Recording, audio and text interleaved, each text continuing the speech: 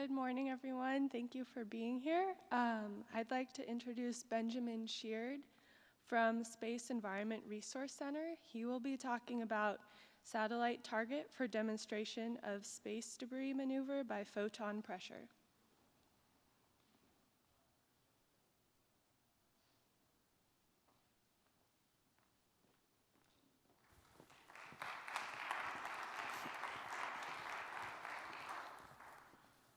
Good morning.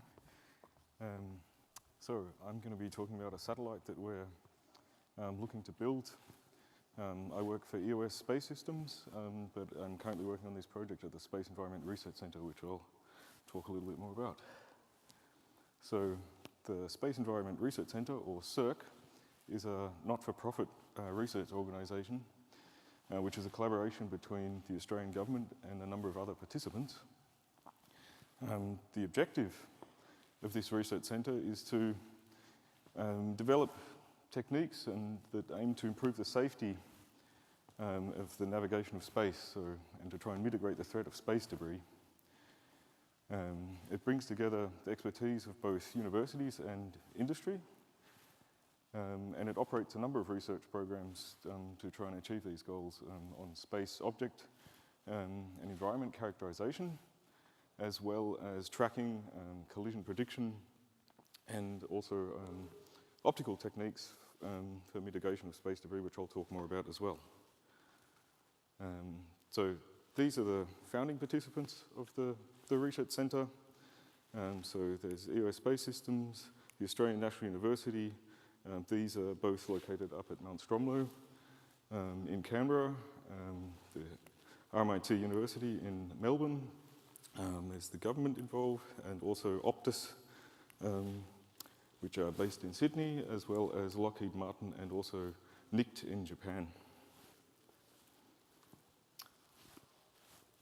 So the key programs in CERC are basically aimed at how to track objects, so space debris as well as satellites, how to predict collisions,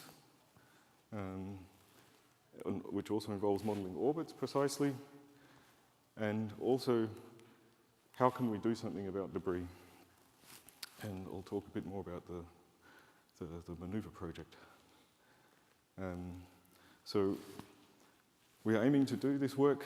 Most of it is, the experiment will be done up at the Space Research Centre up at Mount Stromlo, operated by EOS in Canberra, Australia. So this facility has an SLR station as well as a large 1.8 metre telescope with a clean room attached in the coup départ. So there are a number of schemes proposed for trying to mitigate debris, and a lot of it aims to remove the debris, which is, I guess, a more permanent solution. But a lot of these are a number of years away. So here's just some examples of things that have been proposed to try and deorbit debris. But we kind of need something as quick as possible.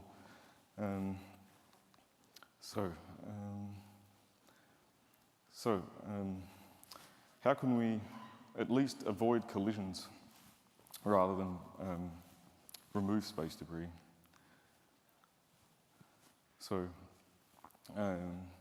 part of our research programs include looking at the feasibility of reducing the rate of collisions by altering the debris orbit using a high power laser, but a non-threatening laser.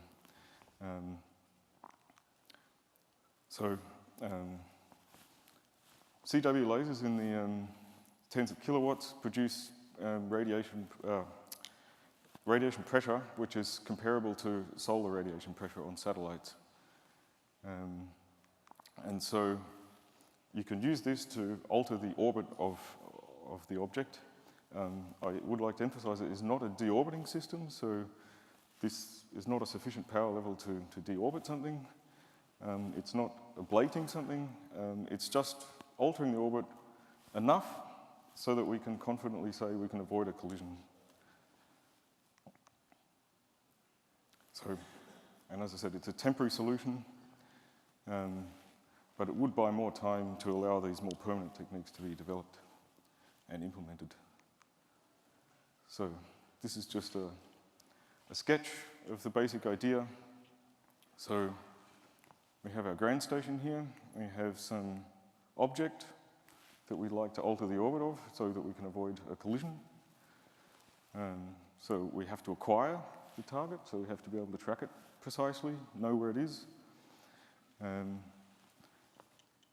then as it passes over the ground station, the idea is that we use this high-power laser to apply a force to the object, which then modifies the orbit slightly so that it would have been here without the laser engagement, and with the laser engagement it is moved sufficiently that we could avoid a collision if there was another object here.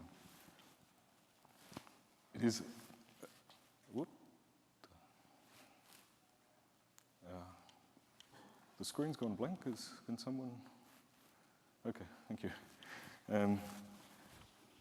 So it is a very gentle process, and it's also an inherently slow process. So it's not something that instantly changes the orbit by a large amount, but it's a weak force.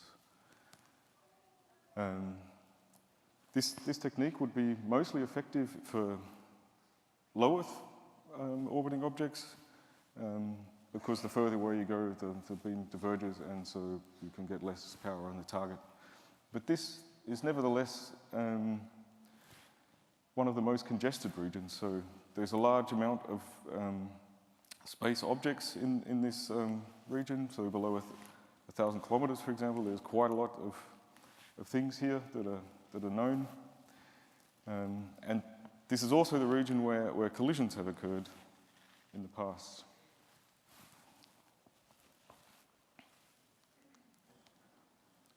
So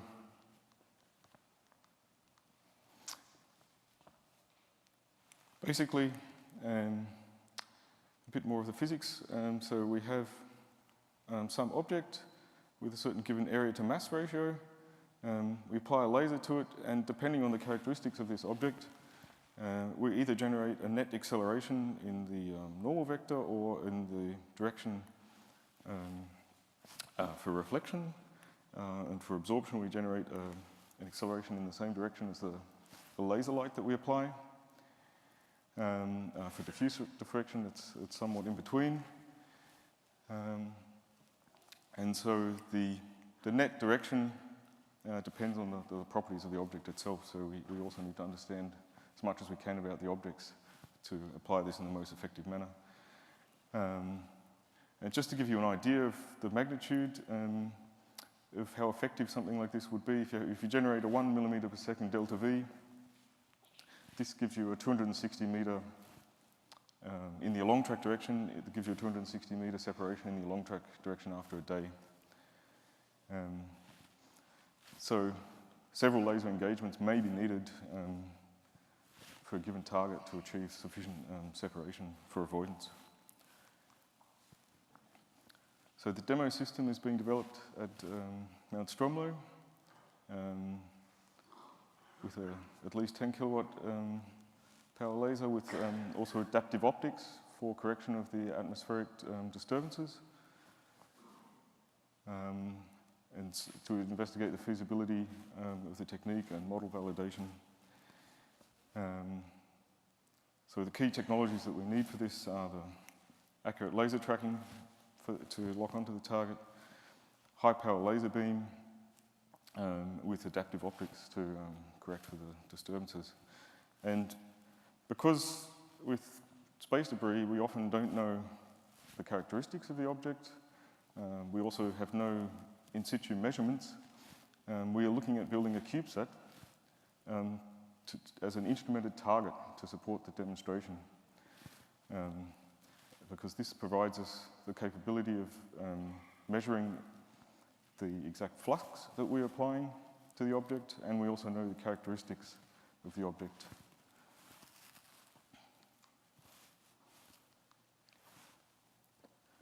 So, as I said, the aim of this satellite is to calibrate the laser beam properties to support the testing of this system. So the primary payloads that we're looking to put on this CubeSat are instruments for measuring the laser irradiance, corner cubes to support SLR, precision navigation, and also a deployable. This is an example from a previous mission that has nothing to do with circ, but nevertheless gives you an impression of what the kind of thing we're thinking about to serve as a large area that we can then apply the laser force to. So we're looking at a 3-axis stabilized CubeSat bus to support these payloads, and the orbit altitudes that we're looking at are sort of in the range of 600 to 800 kilometers, which is rather high for typical CubeSats. So this just gives you a bit more detailed impression of the design that we've been thinking about. So this example is a 2U bus. This has not yet been finalized exactly the size. So we're looking at having a deployable sail, ideally in the middle of the stack, so that the center of pressure and center of gravity don't have too big an offset. And we have your pretty typical systems, attitude control, onboard computer, power systems, and on the bottom side we're looking at putting our payloads to measure the high power laser flux, as well as supporting the SLR tracking laser. And of course we also need a comm system and GPS antennas and so on. So this is a notional concept that we're looking at. So the way an engagement might work is we have our instrumented satellite coming over the ground station. There's actually a number of components to the ground station that don't necessarily need to be in exactly the same place. So we need a communications ground system to talk to the satellite and receive data from it. We need the SLR tracking station to do the ranging, and we also have our what is here called a tracking and laser pushing station, which is basically the high power laser, which has an additional laser for supporting the adaptive optics. So we start by acquiring the satellite with the SLR system and downloading telemetry and uploading any telecommands. We measure power received on the satellite in the same wavelength as a high power laser, and kick off acquisition of the adaptive optics system. So once we start tracking with these systems, everything is up and running. We then initiate the high power laser engagement. We can then measure how much flux we're receiving, and at the end of the engagement we turn the high power laser off and all these other systems go off. So that is a quick overview of the engagement. And yeah, so in summary, we aim to demonstrate that photon pressure can be used to modify the orbit of smaller debris objects, which could be used as a technique for reducing collision risk and enable more time for developing other systems. And for that we require these systems here, so precision tracking, orbit propagation, and a way of generating the high levels of power we need. And we're looking at developing and launching a CubeSat. So thank you very much. And oops, are there any questions? Yes? How long would you have to shine the laser on like the CubeSat to get it through orbit? For what? In order to get enough of an orbit change to do a typical collision avoidance maneuver, how long do you have to shine the laser? Well, that's a difficult question to answer with a single answer. It depends a lot on the object, so on its area to mass ratio. For a low Earth orbiting object, you typically only get a few minutes of a pass overhead. So each pass can only be a few minutes long at best. And that's why for smaller objects or objects with unfavorable characteristics, you may require several passes. So it really depends on the orbit of the object and the characteristics of the object. Yes?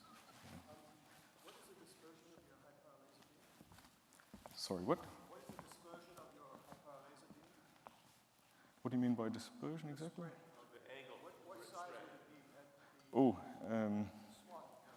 well, it sort of depends on the performance of the ultimate performance of the adaptive optics system, but the beam size is sort of on the order of meters. Yes? Do you know what kind of thermal load this put on the CubeSat or any opportunity? Well, the intensity is sort of comparable to solar radiation pressure, so it's going to be similar to that then. Yeah, okay. Thank you. All right.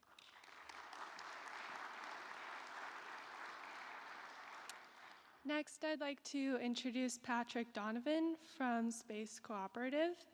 He will be speaking on Cooperative Node Network Command Test, or CONNECT.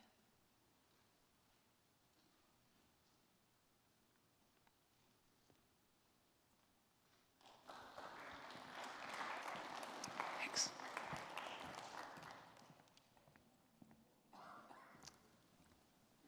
Good morning, everyone.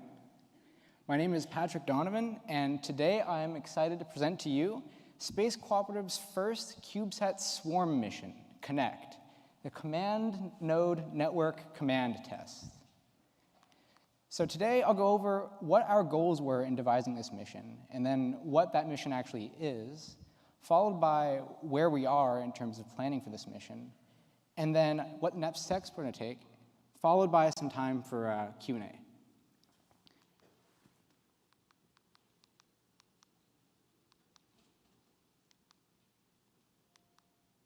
And at every step of the way, I'm going to highlight how every part of this mission is designed to benefit the entire CubeSat and, more broadly, spacefaring community.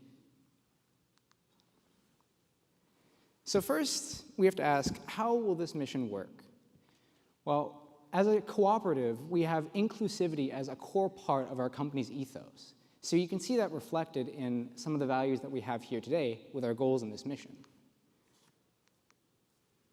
Affordability. Lowering barriers to entry in the CubeSat market. Promoting user-friendliness.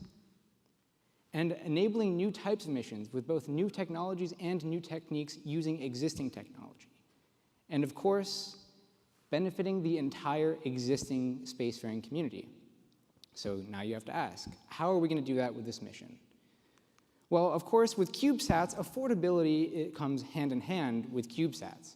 And it's basically preaching to the choir, because CubeSats have been the mainstay for affordable, amateur, and professional space exploration and space mission gathering for the past 2 decades.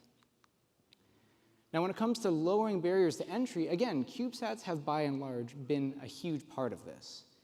But there's more room for growth, and with the future growth that we all anticipate in the aerospace industry, there's more room to be had for everyone from enthusiasts to the professionals we have today. Through things like open source licensing, which have been proven in the past couple decades to be an effective way of developing marketable and smart technology, both in the software and hardware fields. Through existing platforms like GitHub or GitLab, you can also easily share, collaborate on software, and have essentially all the tools that you already need to have an open source program with public collaboration, no barriers, and everybody benefits from the technology. Then, of course, there is the business operations and hardware side. Now, we haven't seen as much collaboration on this front, which is where our company is coming in a broader sense, but also specifically with CONNECT, our CubeSat mission. We're developing an online collaboration platform that will allow teams from geographically disparate regions of the world to collaborate, to work, to connect, and to ultimately fulfill space missions of all kinds, with CONNECT being one of many of them. And here you can see a couple sneak peeks of what our platform will look like. If you have any questions about that, you can definitely feel free to ask me about that in the Q&A. But you can see we'll have a hub for missions to all parts of the solar system. We will have mission pages and the ability for users to customize and reach out to people based on their skill set, their desired skill set, among other features. Now, I've talked about open source licensing, open source hardware, and we all are part of this space community which was ultimately started in the defense sector. And in the United States, we still have to worry about export controls. So in case you're wondering if we have this magical solution to export regulations, sorry, you're going to have to wait for that one. We're working on it. Now, the next goal that we have for Connect is creating ease of use for space mission operations, both in the short term and the long term. For the past few decades, this is what most mission controls have looked like, more or less. But with the rise of space enthusiasts, of lower budget programs, and the desire for lower budgets even within existing institutions, it's not a sustainable future. And once we start seriously considering deep space exploration and the emergencies and other time-sensitive issues that will happen because of this, it simply won't be feasible to have that large of a ground team. Furthermore, as we have more commercial aerospace, we can't expect to have the highly trained specialists that we've all become used to going into space for every single mission. Already, with various amounts of credibility, we've seen claims of sending average citizen astronauts to space, both in low Earth orbit and beyond, within the next decade. Now, whether or not these claims become true is not the point. The point is, one day, people besides highly trained pilots or scientists and the one-off tourist with a lot of money will be going to space. And we can't have a ground control team for every single person. It's not feasible. So what our goal, in addition to the other ones, is to transform ground control from this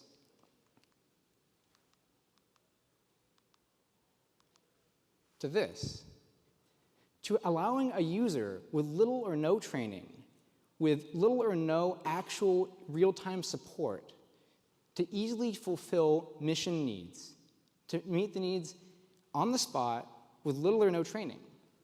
And this kind of ease of use has a lot of short-term benefits. First, by minimizing the size of the ground teams, you already open up the market to more people. Lower budgets, lower employee counts, less time on their hands.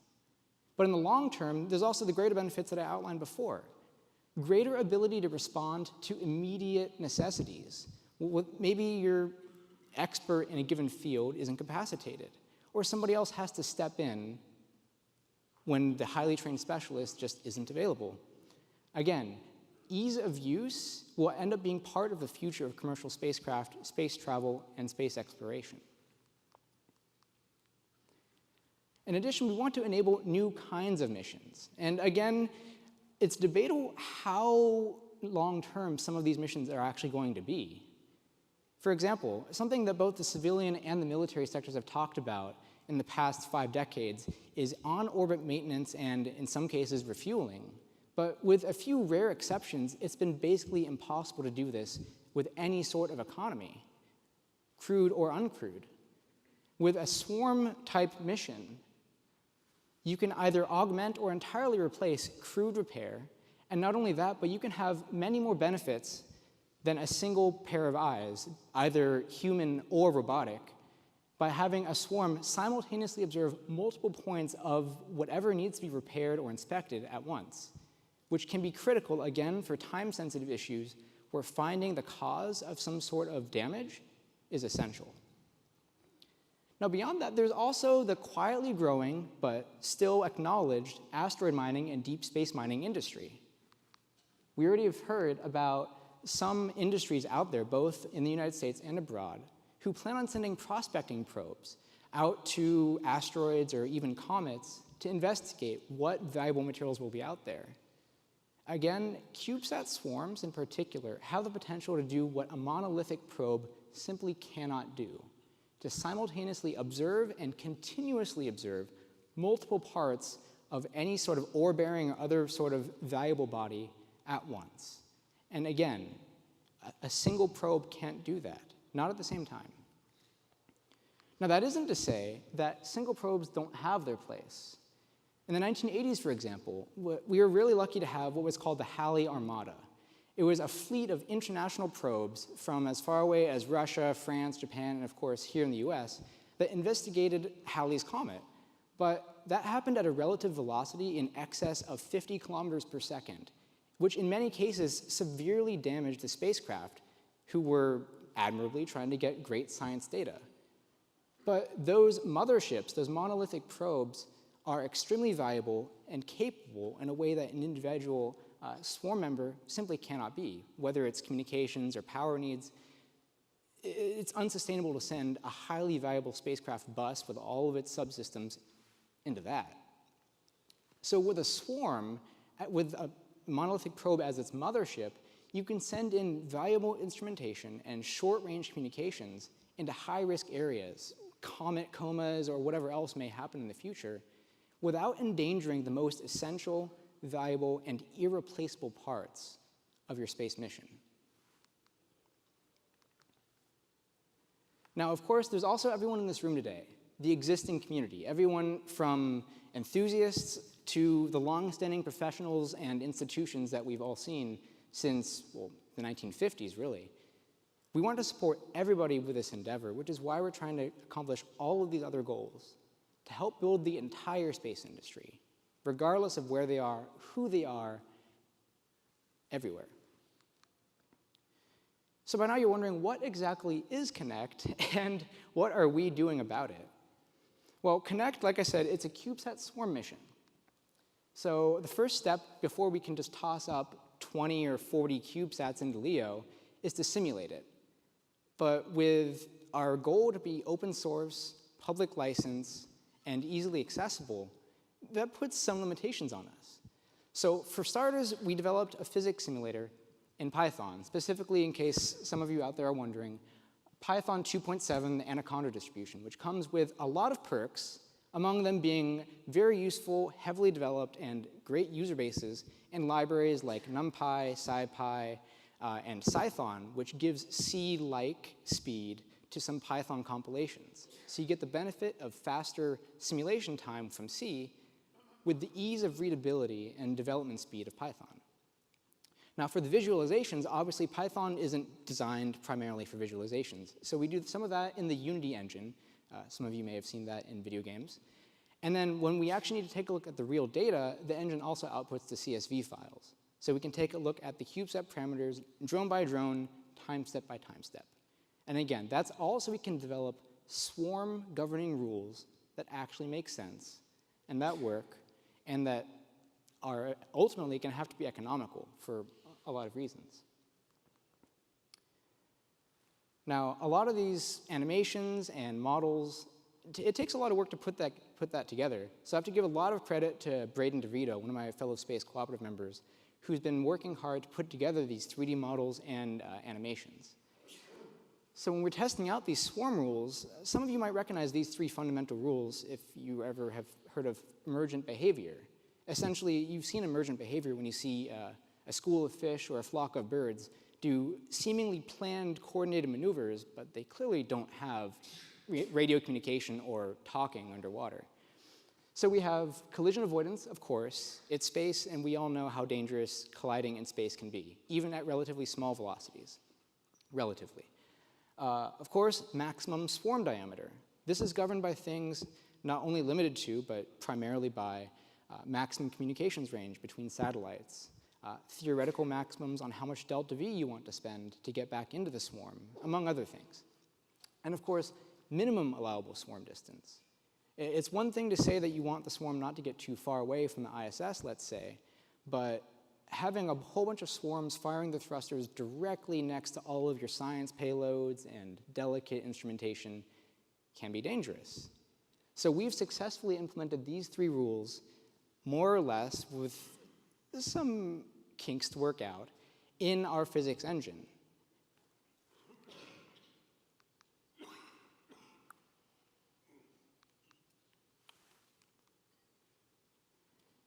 Now, specifically for this physics engine, you might have heard of this in some cases. We're using the Hill-Clohessy-Wiltshire equations, which are a few decades old, to say the least, and they offer a first-order approximation of how orbital dynamics works for close maneuvering in low Earth orbit, or low planetary orbit generally. Now, what that means is it's very fast to simulate compared to a true n-body physics simulation. It also means that it's really easy to write down, to develop, to check for errors. And it also means that we can see, in a general sense, how well our rules are working without getting into the nitty-gritty. Now, with that being said, there are some obvious issues, and those of you familiar with orbital simulations will already know about this. This model doesn't account for things like JN perturbations. It doesn't account for drag, either from the atmosphere or from solar pressure. And it doesn't account for any of the other variety of interferences that may or may not pull a swarm apart or off course. But in the meantime, for testing out basic swarm behavior in low planetary orbit, it works. Now, of course, another caveat is, for that deep space application that I mentioned before, this model really doesn't have its place in interplanetary orbit. The gravity field just isn't strong enough to actually make this work in a meaningful sense. And here you can see a summary of the pros and cons.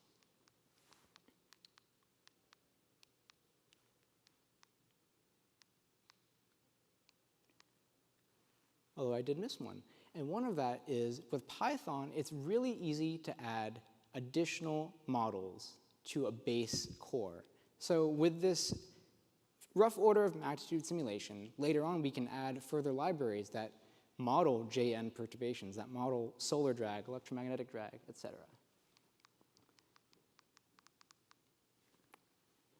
And, oh, that is not going to play. Okay. I want to close by saying, if you're interested in helping out with the CubeSat community, one thing you can do is to join us. Feel free to contact me after this presentation, and we can talk more about that. And of course, a shout out to the rest of the team. They've been extremely valuable to putting this all together and helping Connect become reality. We have a long way to go, and we're going to go to space together. Thank you, and do I have time for Q&A? I'm afraid not. Okay. Then feel free to see me after the presentation. Thank you for your time.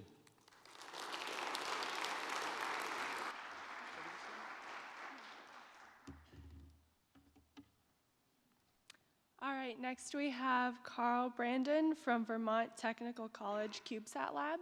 He will be presenting on the use of Spark/Ada and cubed OS in a complex spacecraft. Thank you. So we've been working with Spark Ada for a number of years for our development in our CubeSat lab at Vermont Technical College. And is this working here? Yeah, there we go. We had a satellite on the initial Alana launch and for Alana 4. It was in orbit for 2 years and 2 days, worked right until burn-up. We talked to it a few hours before re-entry. The reason we're using Spark Ada is it's a much more high-integrity software system than anything else that is out there. Ada is used in the avionics for every airliner and every air traffic control system, and Spark, which is technology which allows static analysis of the software without running it, and finds errors that you just can't find any other way by generating mathematical proofs. It's a totally different approach to software. It's a newer technology than Ada and is now starting to get involved. The Airbus engine controllers use it, and the UK air traffic control system uses it. We were did 11,071 orbits of the Earth and traveled about 3/4 of the distance to Jupiter if it had been in that direction. Come on, forward. So where you have to point this? Oh, there we go. So this is just some statistics on how much code we had. Spark annotations tell the Spark tools about what you're intending to do with your software, and they use that to generate the proofs. And we had about 4,500 proofs that had to be done, and the system at that time, which was the older Spark 2005, was able to do about 98% of it automatically. Today's tools, we're able to do all of the proving 100%.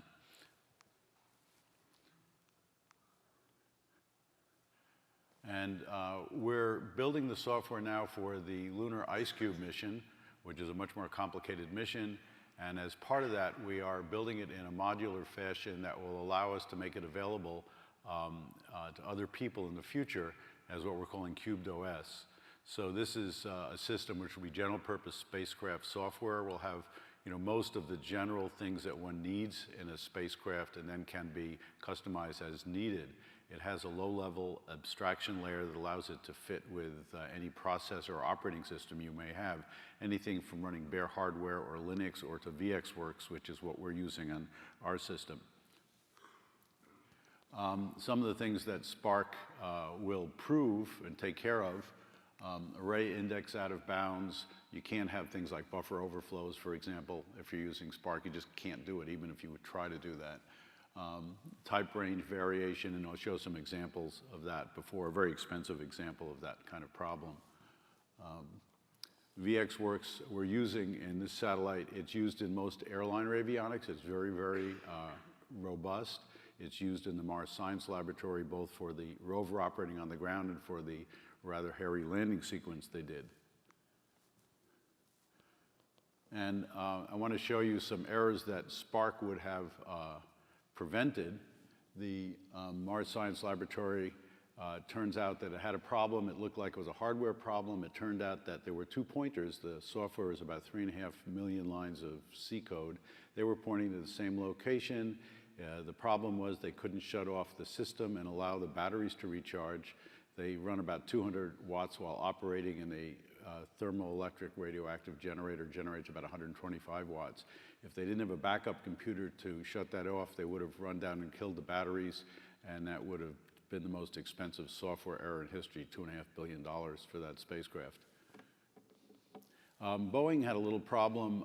They count their time that the aircraft power is on for some reason I don't quite understand, and they can measure it in centiseconds like track coaches start doing their runners. And in a 32-bit register, it turns out it overflows after 8 months. And if you're flying, it turns off all 4 generators, and your plane will then have a free fall into the ground, which is not good. And so the FAA now asks the airlines to make sure their power is turned off before 8 months. A second error showed up, which is that the software will cause a reset of the flight control system in about 21 days. So there's a second airworthiness directive to shut it off before 21 days. That second error will only kill you if you're doing takeoff or landing, as opposed to the other one, which will do it at any point. That's the Ariane 5. They had a little problem where they had an overflow that would have been prevented by using Spark. That was an error that they shouldn't even have been running this piece of software. So if you have software that doesn't need to run, eliminate it. This was in the previous Ariane 4. It wasn't needed in the Ariane 5, and 37 seconds after takeoff, 3 seconds before the software would have shut off, it wound up causing the destruction of the flight and 2 satellites on the rocket, anywhere between $500 and $700 million.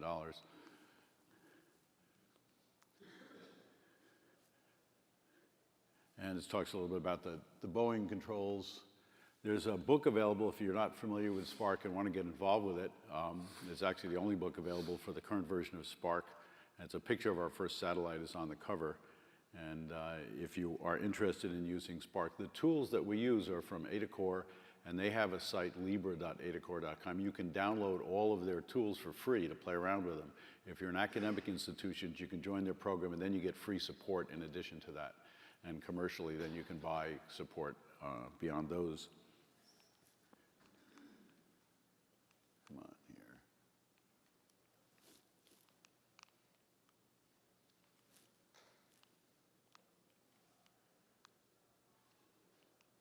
Not going forward. We have the next slide, please.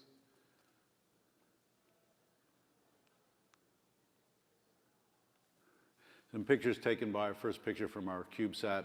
First one, set another picture from it. This is what the thing looked like. 1U CubeSat with a camera. And Spark helped us. We had a very small team, typically about 3 people working on it. Spark kept us in line. It found errors as we redid things in the software when we had new changes in the hardware and so on. And we're certain we would not have finished if we hadn't had Spark helping us. That was our launch. The new spacecraft, the Lunar Ice Cube, is much more complicated. We're now going to be using an operating system, VxWorks, which we didn't have any operating system on the first one. We have to control things like the orientation of the photovoltaic array. We have to detumble the spacecraft after deployment from the SLS. We have to take care of navigation, operating on commands received from the ground, operating our engine both on its thrust and its gimbals. We have an ion engine from Busick. A little close-up showing some more of the details of the components of the spacecraft. And that just summarized what I just told you about what things are controlled by the software. This is our, one of our flat sats. We're just putting that together where we have emulators for some of the very expensive pieces of hardware so we can test our software on the ground before the flight unit is done. A picture of the ion drive in operation at Busick. And a very complicated flight path that we're going to be taking, a low energy path to get from deployment to the moon. And the people that are working on this one, we have 2 faculty at the moment at Vermont Tech, a couple of grad students, a couple of undergraduates, who may expand that, and we have at least 1 undergraduate and 1 faculty at Moorhead, and we may be expanding that also. Come on, next, okay. We do continuous integration and testing every night, so everything's always up to date. And we will be accepting a scheduler list of commands from the ground, because we're navigating from the ground. Our navigator navigation is being done at Goddard, and then implementation will be by students. Come on. So again, as I mentioned, we have to stabilize the spacecraft after deployment. That's a fairly critical thing, and deploy the photovoltaic panels. We're using the CCSDS protocol and the file delivery protocol. These have already been worked on in Spark. Now, NASA has a set of software called the Core Flight Executive, which is available, and we looked at this and decided that we want to go with our Spark implementation. CFE is written in C. It's not verified. It's likely to have a number of errors in it. C is just virtually impossible to get rid of errors, where Spark Ada itself has an error rate of about 1% of that of C, and it's getting even better. They keep adding features to it to allow you to prove other things. So our launch vehicle, where are we going here? Back one.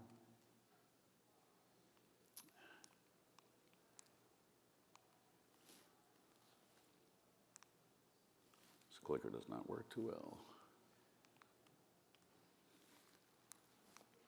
Back. Get the next slide, please.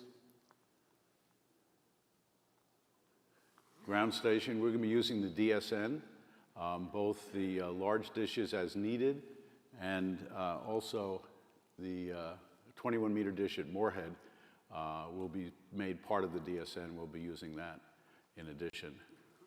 Or that'll be our primary. We're going to try to use that. If we need to further gain of the larger dishes, we do have access to them.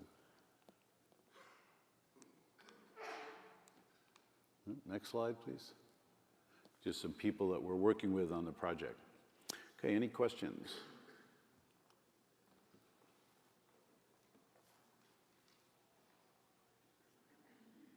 Yes? I cannot figure that out. The airlines, every airliner in the world is done in Ada.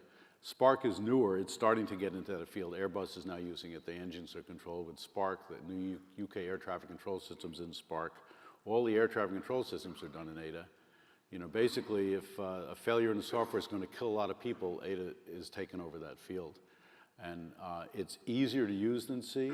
We can get students who have never used it are productive within 2 weeks, And once they reach that stage, to finish any particular piece of software takes less time than if they're using any other language, because of the tools find your errors. So from the time you're writing the software to the time it's fully debugged is much less than any other language you're using.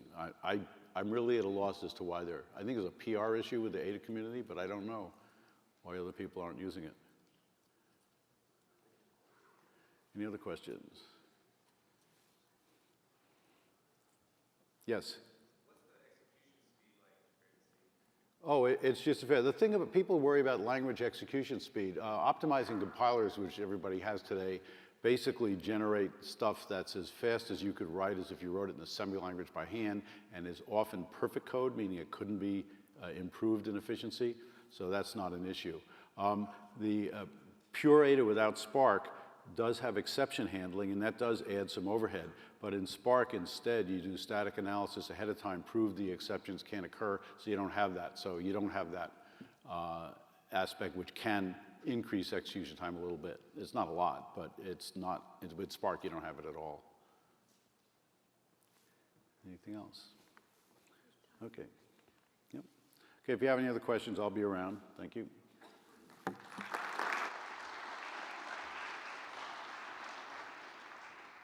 All right, next I'd like to introduce our very own Noah Wheats from Cal Poly State University. He will be speaking on software requirements for CubeSats.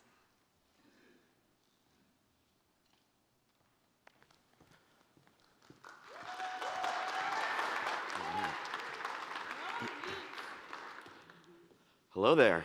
Oh, it's nice and loud. Alrighty, hello everyone. My name is Noah Wheats. I am a software guy here at Cal Poly, serving for PolySat.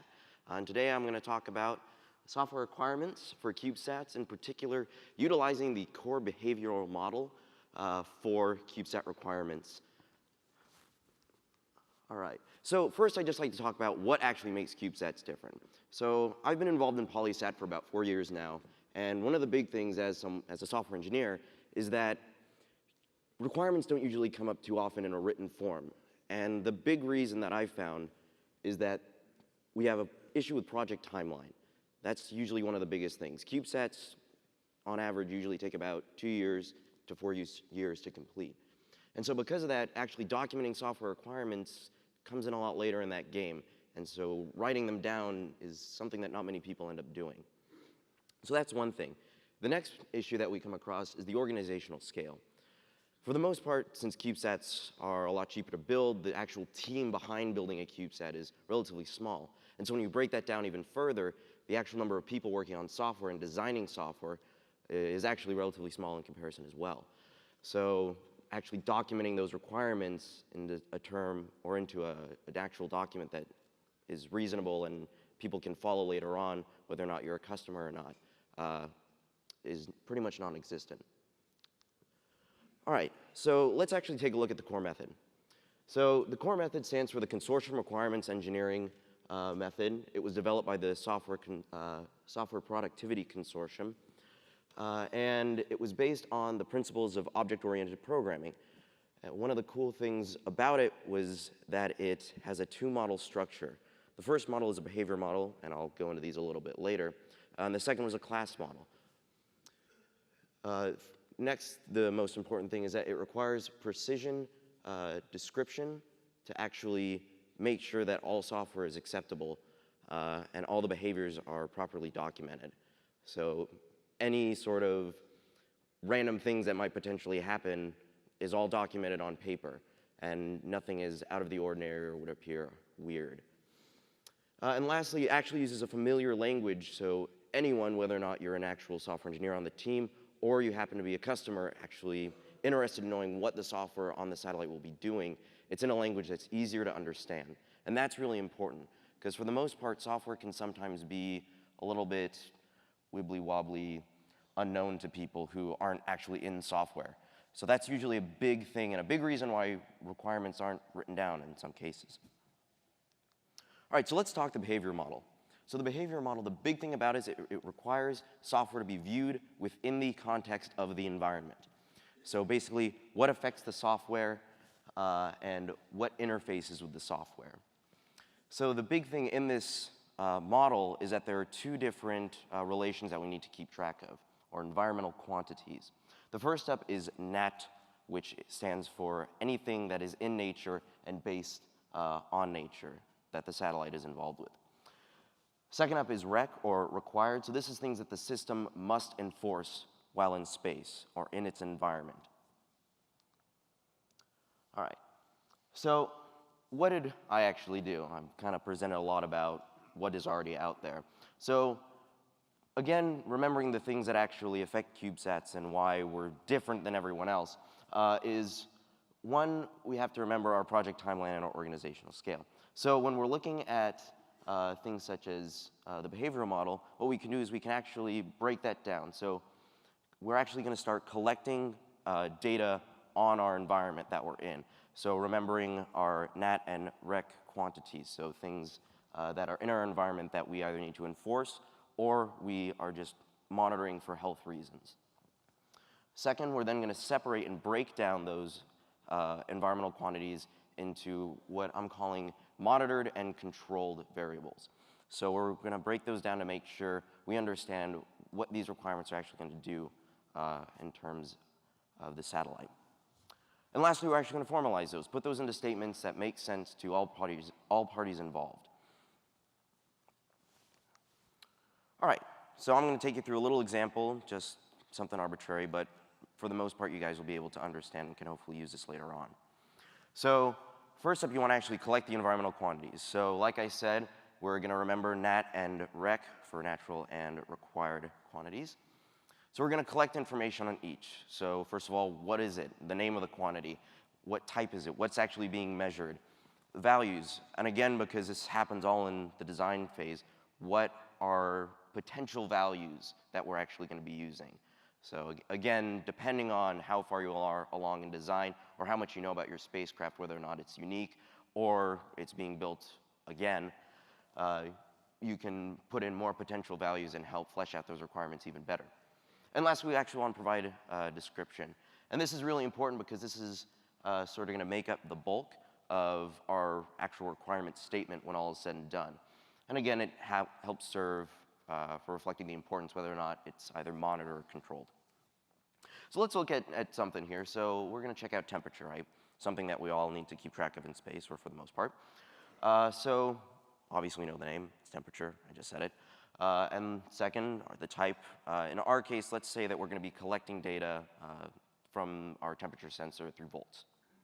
And let's say that we already know the value for this potential sensor that we're going to be using. The potential ranges are going to be 0.4 to 2.4 volts. So that's what we need to be able to keep track of in software. And that's going to make sure that anything outside of that is not actually what we're interested in keeping track of. And if it falls outside of that range, that's something that's unaccounted for, and we don't have to focus on that while we're in development. And lastly, description. So what are we going to be doing? We're actually going to be measuring temperature of the spacecraft for health purposes. All right, next step. We're going to now separate all the quantities out based on whether they're monitored or controlled. So again, we have to think about how is the quantity being used on the spacecraft? Are we using it for health purposes, or just trying to get an idea of our environment? Are we actually using it for something, say, as an ADCS? So in our example, temperature we're only using for health purposes. So this is what we're going to call a monitored quantity. And lastly, we actually formalize the requirement. Put it into something that's actually formal that we're going to have to stick to when all is said and done. So again, for those who are familiar with software engineering, that's using formal statements like shall or any sort of requirements engineering. So shall statements, of course, are the go-to. So we want to keep them, again, separated by monitored and controlled, because this is actually going to help later on in our specification when we hand this over to different people and they're actually interested in what we're doing. So in this case, let's actually look at our shall statement on temperature. We've gone through a couple of processes, steps already. So the system shall measure the temperature within a range of 0.4 to 2.4 volts to track the health of the spacecraft.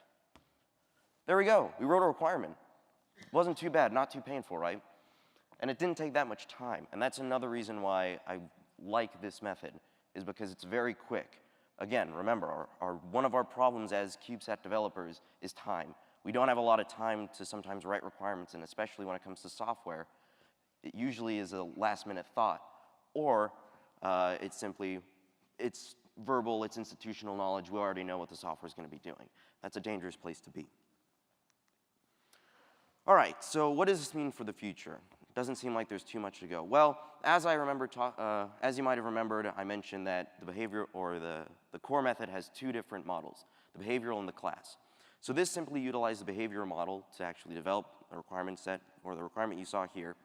So it would be really cool to actually integrate the elements that make this method object-oriented. And a big thing for us, again, going back to time, because it's super important, is being able to reuse requirements, right? If we can reuse requirements, we can keep everything formal and documented, but also not waste time by constantly writing new ones if we have a method already in place for reusing them.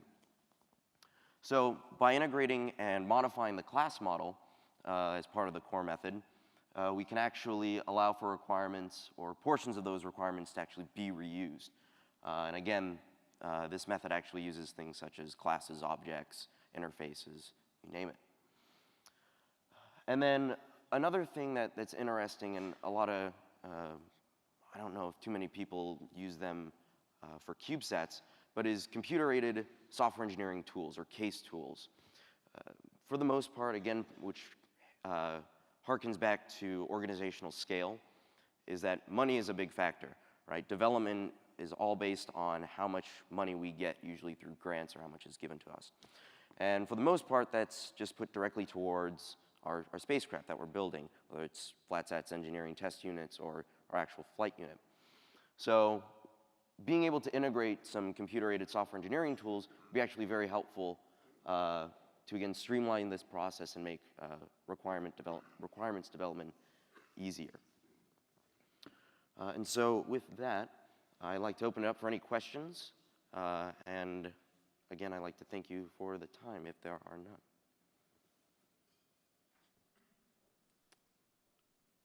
All righty. Well, with that, once again, my name is Noah Wheats. Feel free, I'm wandering around here helping out with the workshop. If you have any other questions, feel free to track me down and I'd be happy to answer them, or if you're interested in the research I'm continuing to conduct. All righty. Thank you very much.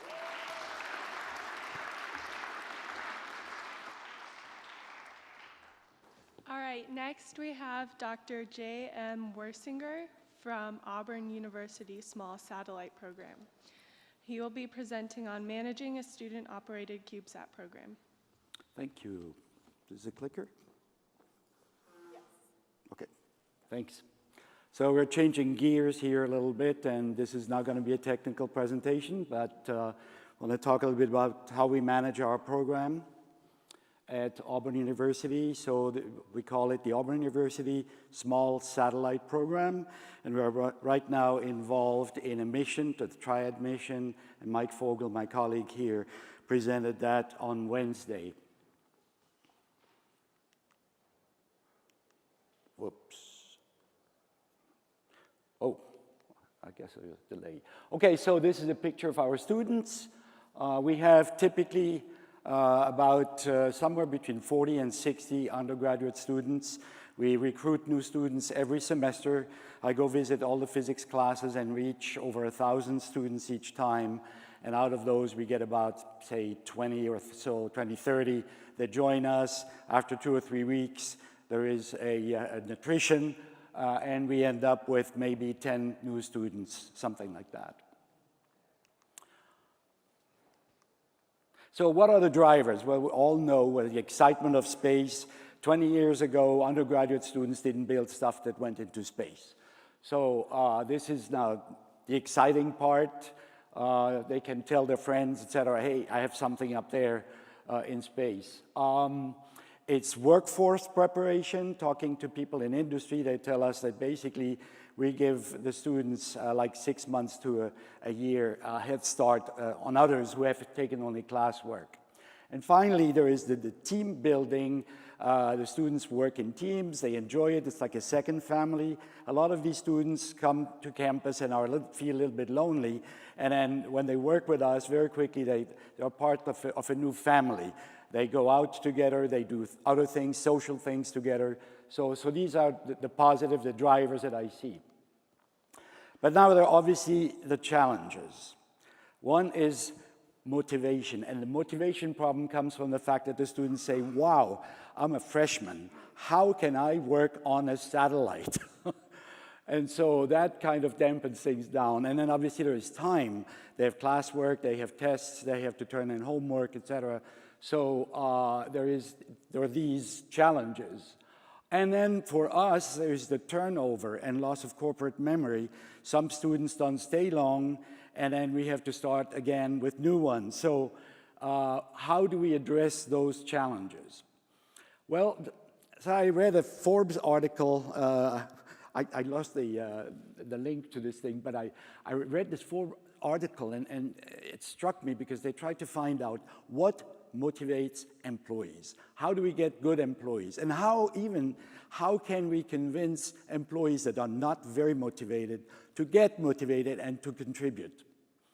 And so they found out that all the financial enticements that they could give had almost no effect. What had an effect is a feeling of ownership. That's the idea. And we saw that. I have examples where we had students in summer whom we paid to work, and some who joined and were not paid, and it's not necessarily the ones who were paid that did the best job. We also at some point had this program as a class, and the grades had basically no effect. It's the person that matters and how that person feels about the contribution to the program. So ownership is the crucial part. So what is ownership? Well, first of all, they have to feel this is my program. It's not something that's imposed on me. It's I have decided to be part of it, and I feel that I have invested some of my own self into this thing. And they identify with the project. And so what are the ingredients? The ingredients, according to a Forbes article, are the two essential ingredients. One is autonomy, the fact that they can make decisions, their own decisions, and to contribute to the program, and use their own judgment in making decisions. And then the other one is that you don't yank the project off from them or put them on something else. They can do it from A to Z, and that's where the CubeSat is a beautiful paradigm, because obviously over 3-4 years, which is the time for undergraduate studies, you can start as a freshman, and then when you're a senior, you have hopefully a launch, or you can come back later for the launch, but you have gone through the whole life cycle. So let's talk a little bit about our program here. So it was initially mostly just a workforce development program, and we launched the first CubeSat to Ilana 3, I think, in 2011. It was a 1U, it was a very simple mission. We just tested the encapsulants that we put on solar cells versus others that were exposed to the space environment. But it gave us a sense of, what is the lifetime of a satellite project like this, and what are the important elements, what are the hoops through which you have to jump. And so that's what we learned. So now we made it more of a research and development program. It's a triad project, and my colleague Mike Fogel talked about it on Wednesday. It's about a 4-year lifetime, and then a year, including a year in space. It still is a workforce development program, because the work is done by undergraduate students with mentorship, obviously, from Mike and I and other professors, and some supervision. So I don't like to call it a student-led program, because they don't really lead it, but it's a student-operated program under some guidance. So yeah, so during the academic year, we don't pay the students, and we have about, on average, 50 undergraduates working. But in summer, we have some money to pay students to work full-time, and that's where a lot of work gets done. So we're going to have probably 6 or 7 that are paid, and the other ones are not paid, but they want the experience, and they take some classes, but they're still going to spend most of the day with us. So how do we operate? Well, Mike and I basically, at the beginning of every semester, we set the broad goals. That's what we want to accomplish, and we set the modus operandi for how we're going to do it. And then the students operate the program. We have 2 types. We have management students, and we have technical teams. And so here's how we are organized. We have colleagues at UAH, the University of Alabama in Huntsville, as well as people at Goddard working with us. And then locally, we have, this is our organization.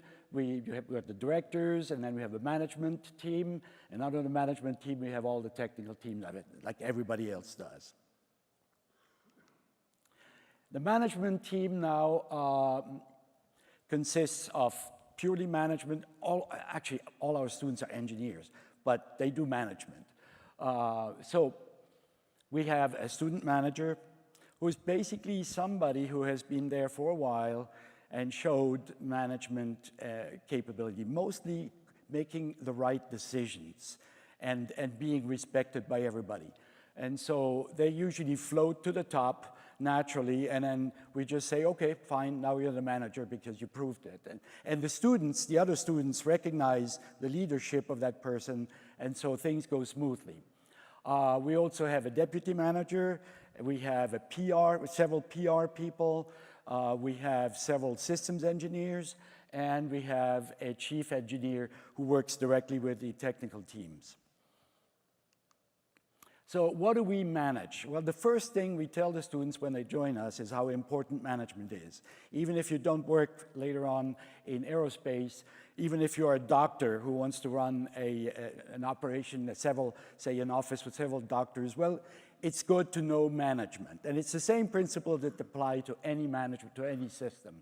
So we have a PMP, a project management plan that's probably about 100 to 150 slides long, and we have a systems engineering management plan, and the students are supposed to read this and to understand how we function. It's extremely important. And so what do we manage? We manage the scope of work. It's so easy to want to add a whole bunch of new things, and then we're very averse to that and explain the problems with adding new stuff. Actually, it's always much better to subtract some stuff. The schedule, that is obvious. We manage time. Personnel, there can be personnel issues when you have 50 people like that. Some people are not happy because they don't move up fast enough in the ranks. All sorts of things, and the management team tries to be aware of what's going on. And the fact that they had this nice social structure, we hear very quickly if there are problems and address them at these management meetings, and then make decisions. Performance, obviously, is important. How are things going in the lab? Risk, all understand the importance of risk, and the budget. So this is what we manage in this program. What's important, the basic thing they learn is that you have to have SMART goals. So specific, measurable, achievable, forgot what R stands for, time bound, that everything has a time limit. So that's the first thing we do. We tell them about the importance of SMART goals, and we set the goals for the semester. We get student input for that also, but basically Mike and I decide about the goals. And then we can establish a high-level Gantt chart. We have tried these detailed Gantt charts, but after a week or two, they get modified so much that you spend all your time working on Gantt charts, and that's not the way to do it. But so we establish some 3-4 milestones for the semester, and then with times, and the Gantt chart basically says each team where they have to be at that time. So the bars are quite long. But then we work on a weekly basis, and that makes the system flexible. By weekly basis, I mean the students establish their goals for the week based on the Gantt chart. And then at the end of every week, on Friday, they turn in a weekly status report that says, well, I guess I'm ahead of things here.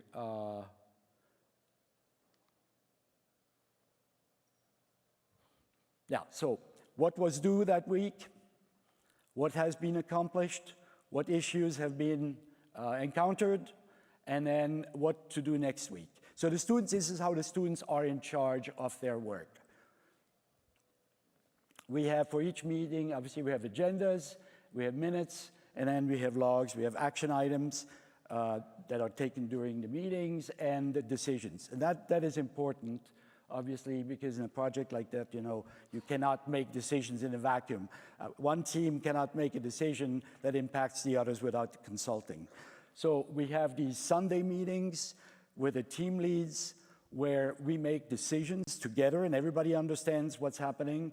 And if somebody objects, say, hey, you know, you cannot do this to my system or I cannot provide that, then we have to reconsider or rework the decision. But then we have a decision log with dates, et cetera, that we keep so that we can always refer to them later on.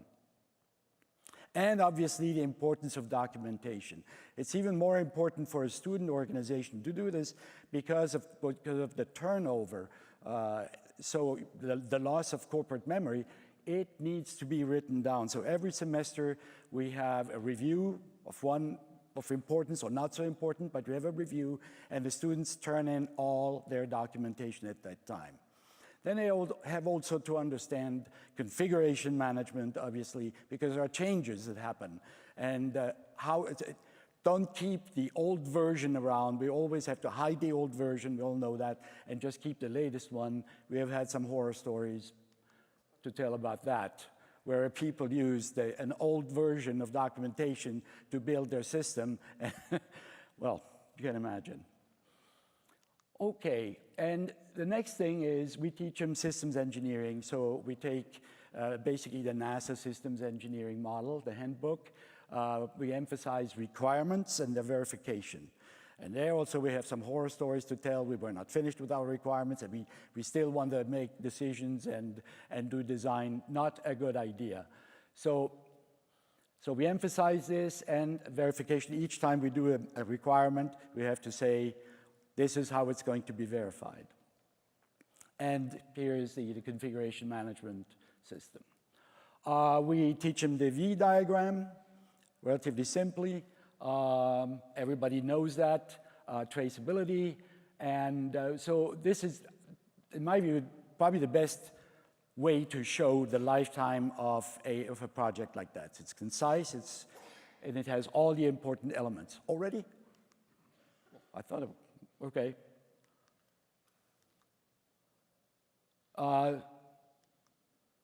Almost conclusion. Okay.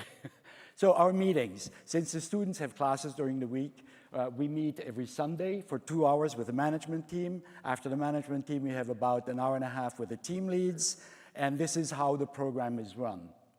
Then the team leads, we meet with their members in the lab, and they assign work. And we also have a 1-hour meeting with all the members so that we can build team spirit. Am I going backwards? No. Okay, so the conclusion is the students have to have a sense of ownership. That's absolutely crucial to get good results. And you have to have a good way to operate, plan, execute the plan, and then verify what you have done. Thank you very much.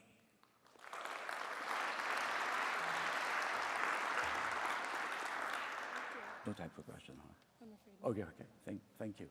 Everyone, thank you for joining us for this first session. We'll now take a break until 10:45 and reconvene after that. Thank you.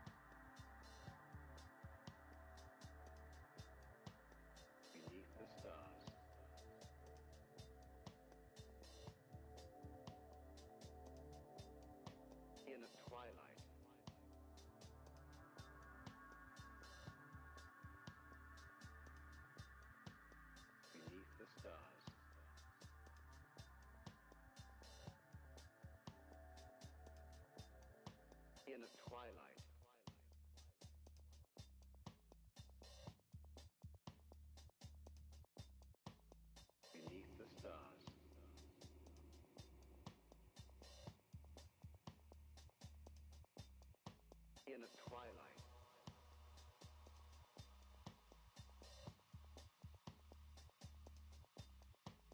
Beneath the stars.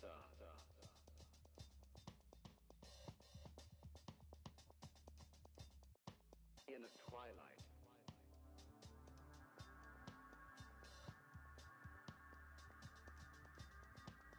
Beneath the stars.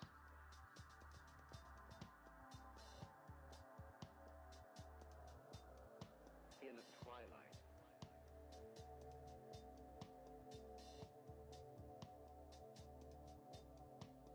Beneath the stars.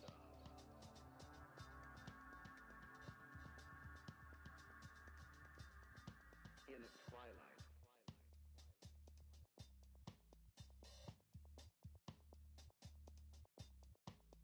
Beneath the stars.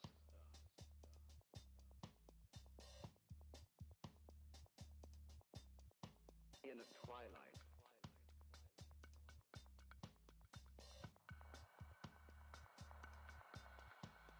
Beneath the stars.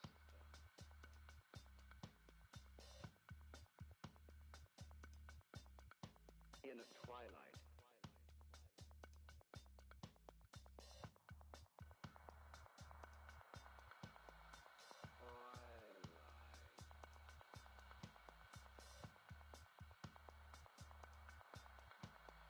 Twilight.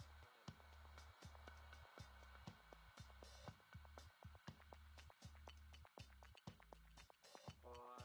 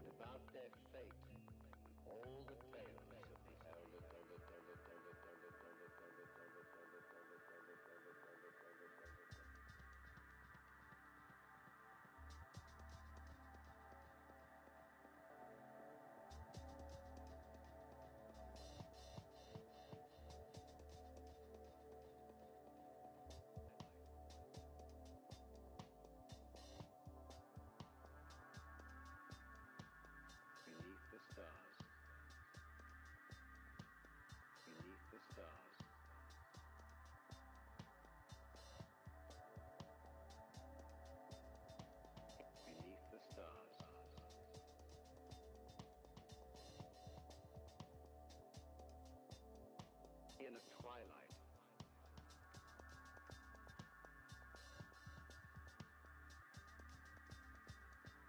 Twilight.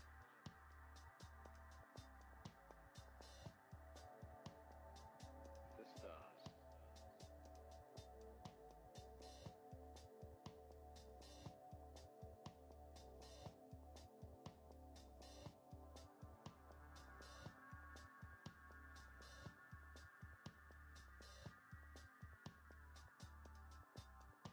In a twilight. Twilight.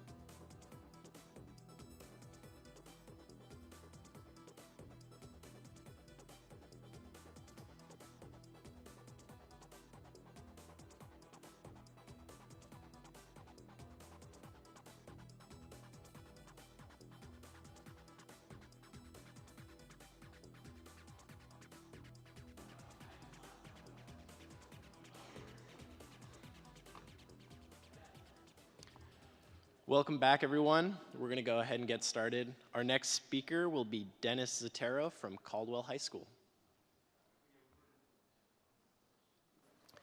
Thank you.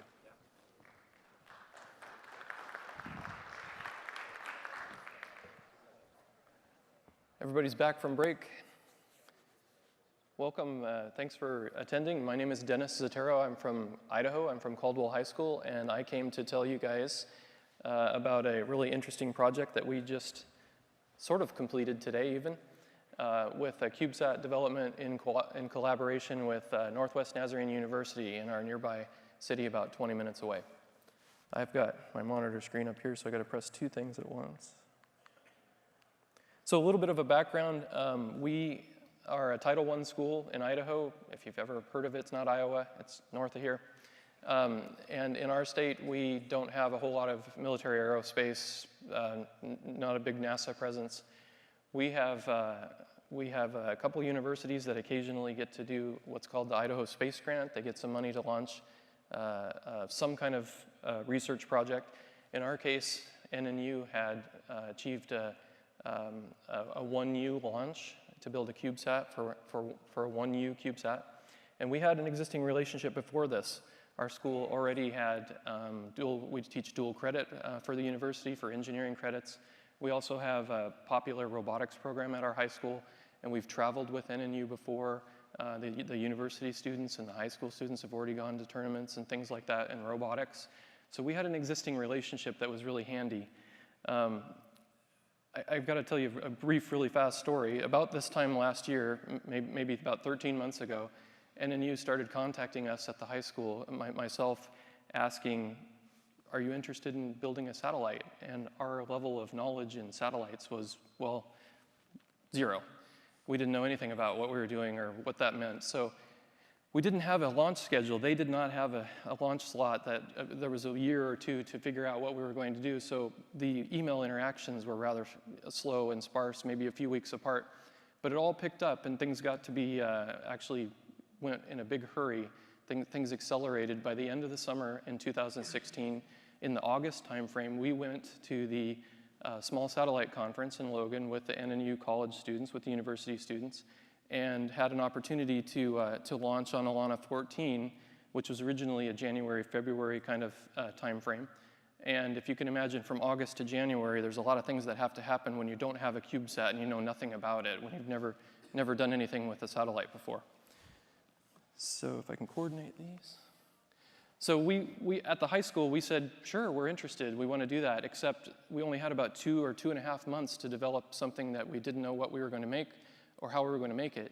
And so the university students already had a project in mind. They have an awesome polymer outgassing mass loss experiment that they were working on. But from the high school perspective, I have a class of electronics students with some great knowledge and skills and abilities, but nothing to do with satellites. So we started brainstorming, well, what do we want to do? One of the things that we came up with was an interesting, like a crossband repeater for ham radio, for VHF, UHF. We wanted to put in image sensors. We wanted to, anything cool. We wanted to make a Sputnik transponder so we could beam, a beacon to Earth, whether it was light or maybe RF or something else. We had no idea. We also wanted to do space weather. That seemed like a cool thing that everybody does. And it turns out that it was hard to get all of this stuff done in the 2 months that we had to do it. So there was sort of this harsh reality at the end. In 2 months, what can we possibly build and turn over to qualification testing? We had financial limitations, part procurement lead times. When we wanted to get a RadFET, for example, we were looking at a month plus just to get the device, to let alone try to test it. Same with a microcontroller. We would have to develop a board. We have the ability to do that, but we couldn't do it really fast at the high school. And again, I'm for the 8th time, no previous satellite experience. So I won't go through the schedule, but if you look at the schedule here for just a second, we had to produce 3 circuit boards and software, and we got it done just barely by the skin of our teeth in this 3-month time window. From the decision in August till early October, we actually had flight boards. We were ready to go to hand it over to the university students to take it for qualification testing, for the shock test, for the vacuum the thermal testing, all of that was beyond the scope of the high school students. But we're actually able to pull it off with a limited set of those requirements, with not a camera, but we did manage to get a PIN diode, and we're looking at space radiation as our science payload. But really, it's more about being able to wiggle something and talk to Earth from a satellite. That's the goal. That was really, we have science that we're doing, but to be honest with you, we're just really happy that we have got something to work and be able to communicate back to Earth, and I'll tell you more about that in just a second. By the way, our launch slot was pushed out a little bit. We're now in September of 2017, like that happens. On this slide, we decided the university students were already, the engineering students were already using an MSP430, a TI MSP430. And we looked at it and thought, well, this would be great. On the image on the left there, you can see what the red board looks like. That's a development board like you'd pay $30 for from TI. By the way, you want the FR model that has a little bit more radiation tolerant memory if you ever get one of these. And we thought, why not just fly the board? So saves us having to develop that part of it. We did, on the right-hand side over here, build a daughter card. So we actually had students doing the Gerber files, the layout. We did a 2-layer board to mount our PIN diode for our sensor, and also some connectors that connect to the university's hub, sort of data backplane for the CubeSat. And that's what we did in that 2.5 months. It was drinking from a fire hose. Let's see if I'm coordinated here. So for software development, we had a little bit of experience with programming. We have students that are already playing with C and Python and in some cases assembly. But in this case, we weren't familiar with the TI development platform. We had to learn about their Code Composer Studio. And what we ended up coming up with was interrupt-driven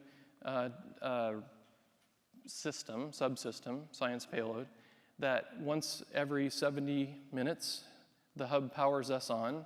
And when we come on, we have a timer interrupt that's now going to let 1 minute go by looking at PIN diode events, looking at hard radiation events.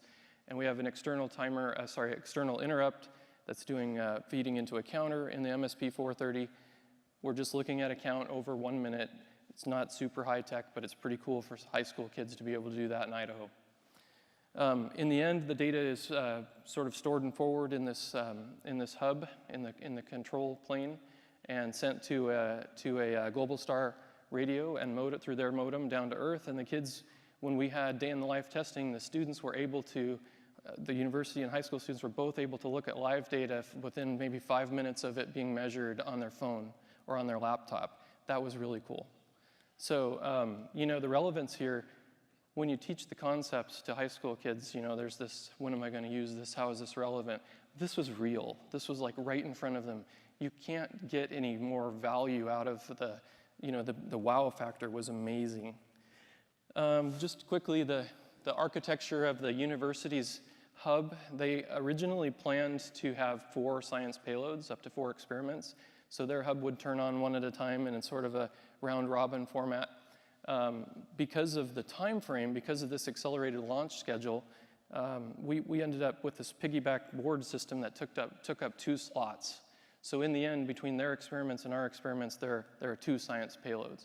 But we had to integrate with this existing infrastructure, and there's a picture of their board. We'll keep going. Here's another look at the integration of the boards. On the left is the hub. In the middle is our high school radiation counter experiment. On the right is the mass loss experiment, which uses cantilevers to look at polymer degradation in space. And on the right is the stack as it's assembled. So it's amazing how much is in this little tiny package, like you'd expect. Here's the integration with the NSL Fastbus. You can see on the left we have the power, the battery, and the EPS. On the right we have our science payload and hub stacked together. On the top we have the radio for our satellite link for our modem, and surrounded on all sides, 5 of the sides, we have solar panels. So nothing super spectacular, but it all works. On this slide, when I put the slides together, I thought about just going really fast, like here it is.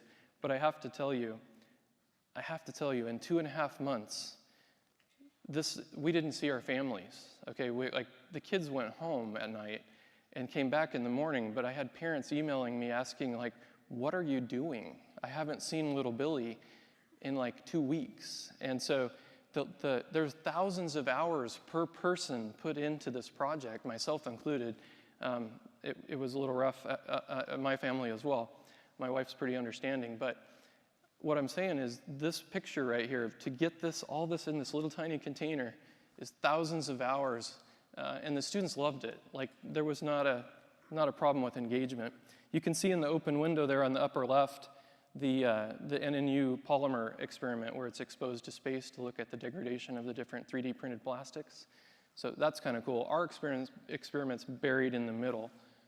But I just had to take a minute to like put things in perspective, because when you hold it, it's like a big part of your life, even though it was done in such a huge, it's not practical, by the way, to try to make one of these in 2 months. I wouldn't recommend it to anybody.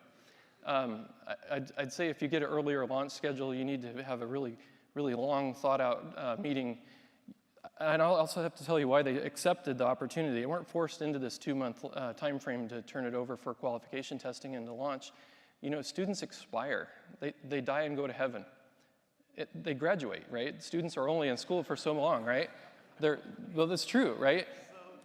These missions take so long. This is a problem. This is a problem. Bob was talking about this yesterday. You know, you have to compress the cycle a little bit, especially if you're going to include high schools. I don't know about university level. When I was in college, I expired eventually, fortunately, and graduated.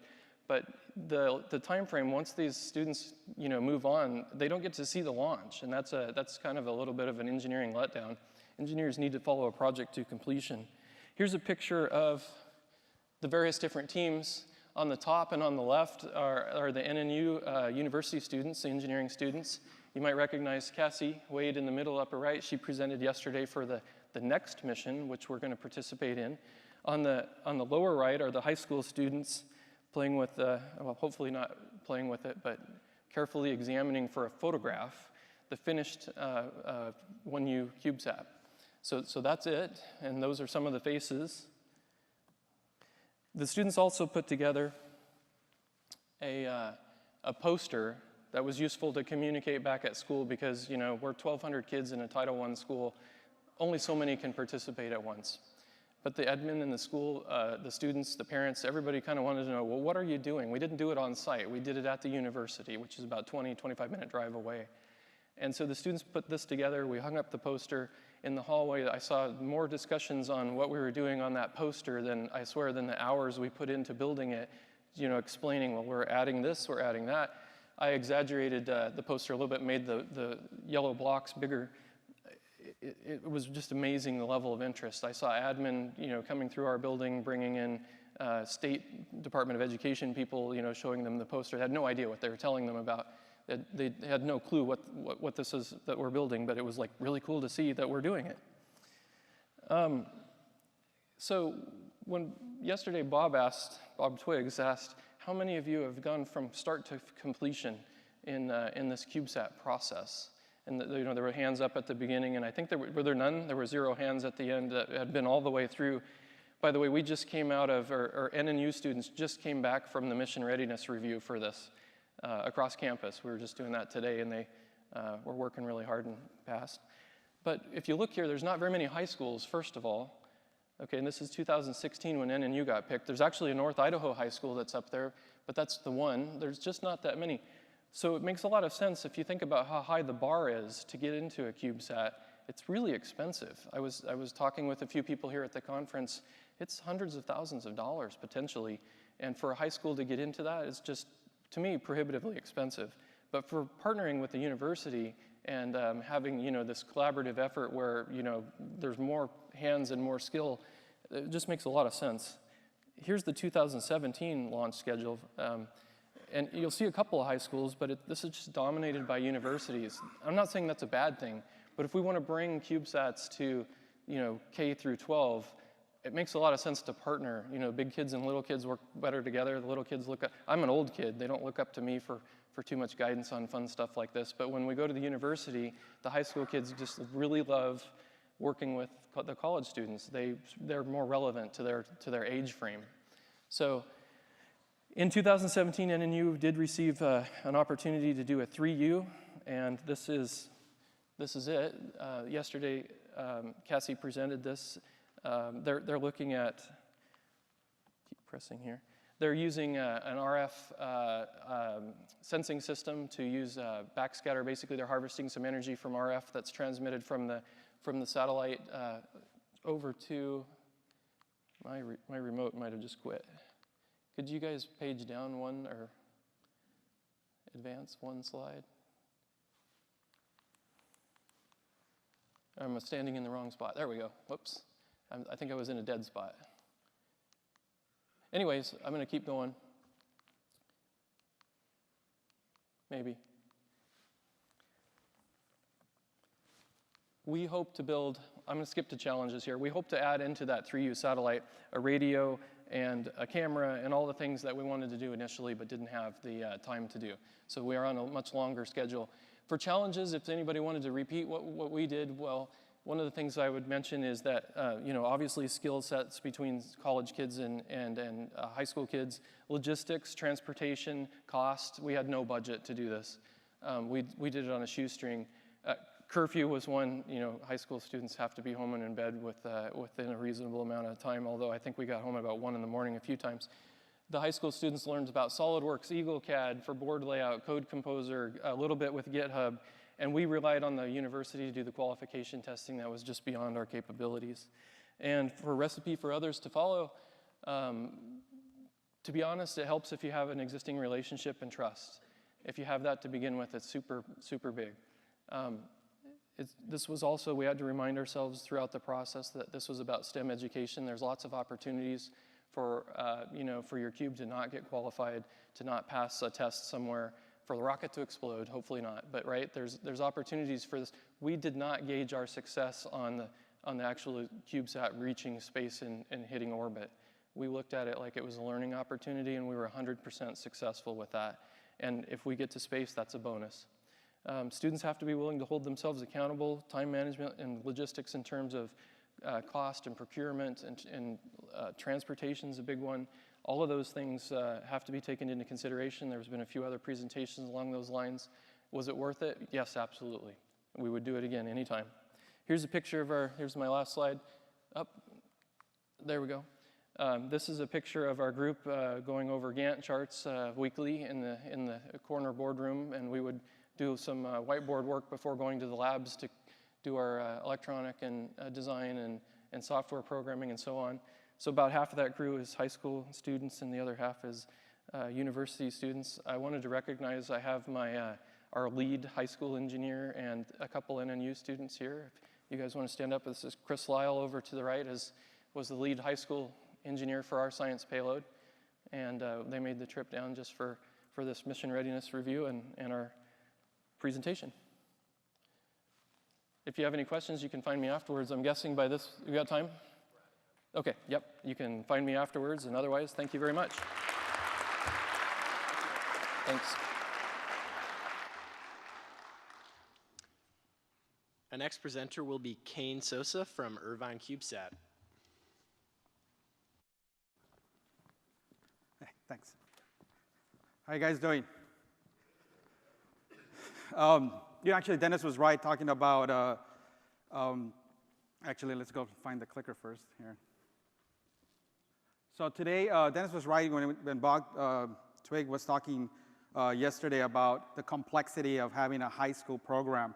So how do you actually get to, is it a 1 year, 2 year, 3 years, or even the cost associated with it? It's actually kind of difficult, something that we have to figure out as a group and as a community to figure out how do we move from the CubeSat that was intended for universities to high schools and to middle schools and then maybe elementary, correct? Think about it. Maybe one day instead of building here in California, they build sometimes a mission, build a CubeSat in elementary as well, and then possibly trying to figure out how we use a 3D printer. 3D printer not only to 3D print your hand, but actually to 3D print some of your parts. And so I'm going to show you kind of like the journey we went through. This is our program. It's called the Irvine CubeSat.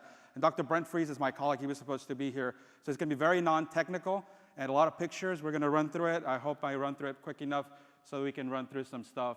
So the big premises here is STEM education. People talk about that all the time. So I think the big thing is how do we change it in a way that kids that would otherwise not enter into STEM education or into science, how do we get them engaged? How do we get them to come back and they say, you know what, I want to become an explorer? Or the kids that, there's a lot of kids that program. Some kids don't like programming, but they want to make things, correct? So how do we get those kind of students through the process as well? So, there's just some statistics. 60% of US companies unable to find new hires. So a lot of times people are trying to figure out where do we get those qualified? Or not even are they ready now, or did we get them ready, correct? So they're trying to figure out how do we get those skill sets as they run through the process. So the demand is really high out there for things. And let me show you this picture. Most of the schools were created and set up back when there was no computers, back when there was not technology. So a lot of the collaboration and interaction in students, sometimes students are bored. Now you see kids more and more engaged. My son, my 10-year-old is always talking about, hey, I asked him, what are you gonna do when you grow up? He goes, my job is not there yet, Dad. So, a lot of times it is true. You look at it, 65% of students will be employed in a job that doesn't exist yet. So how do we get them ready for something that's gonna come in the future as well?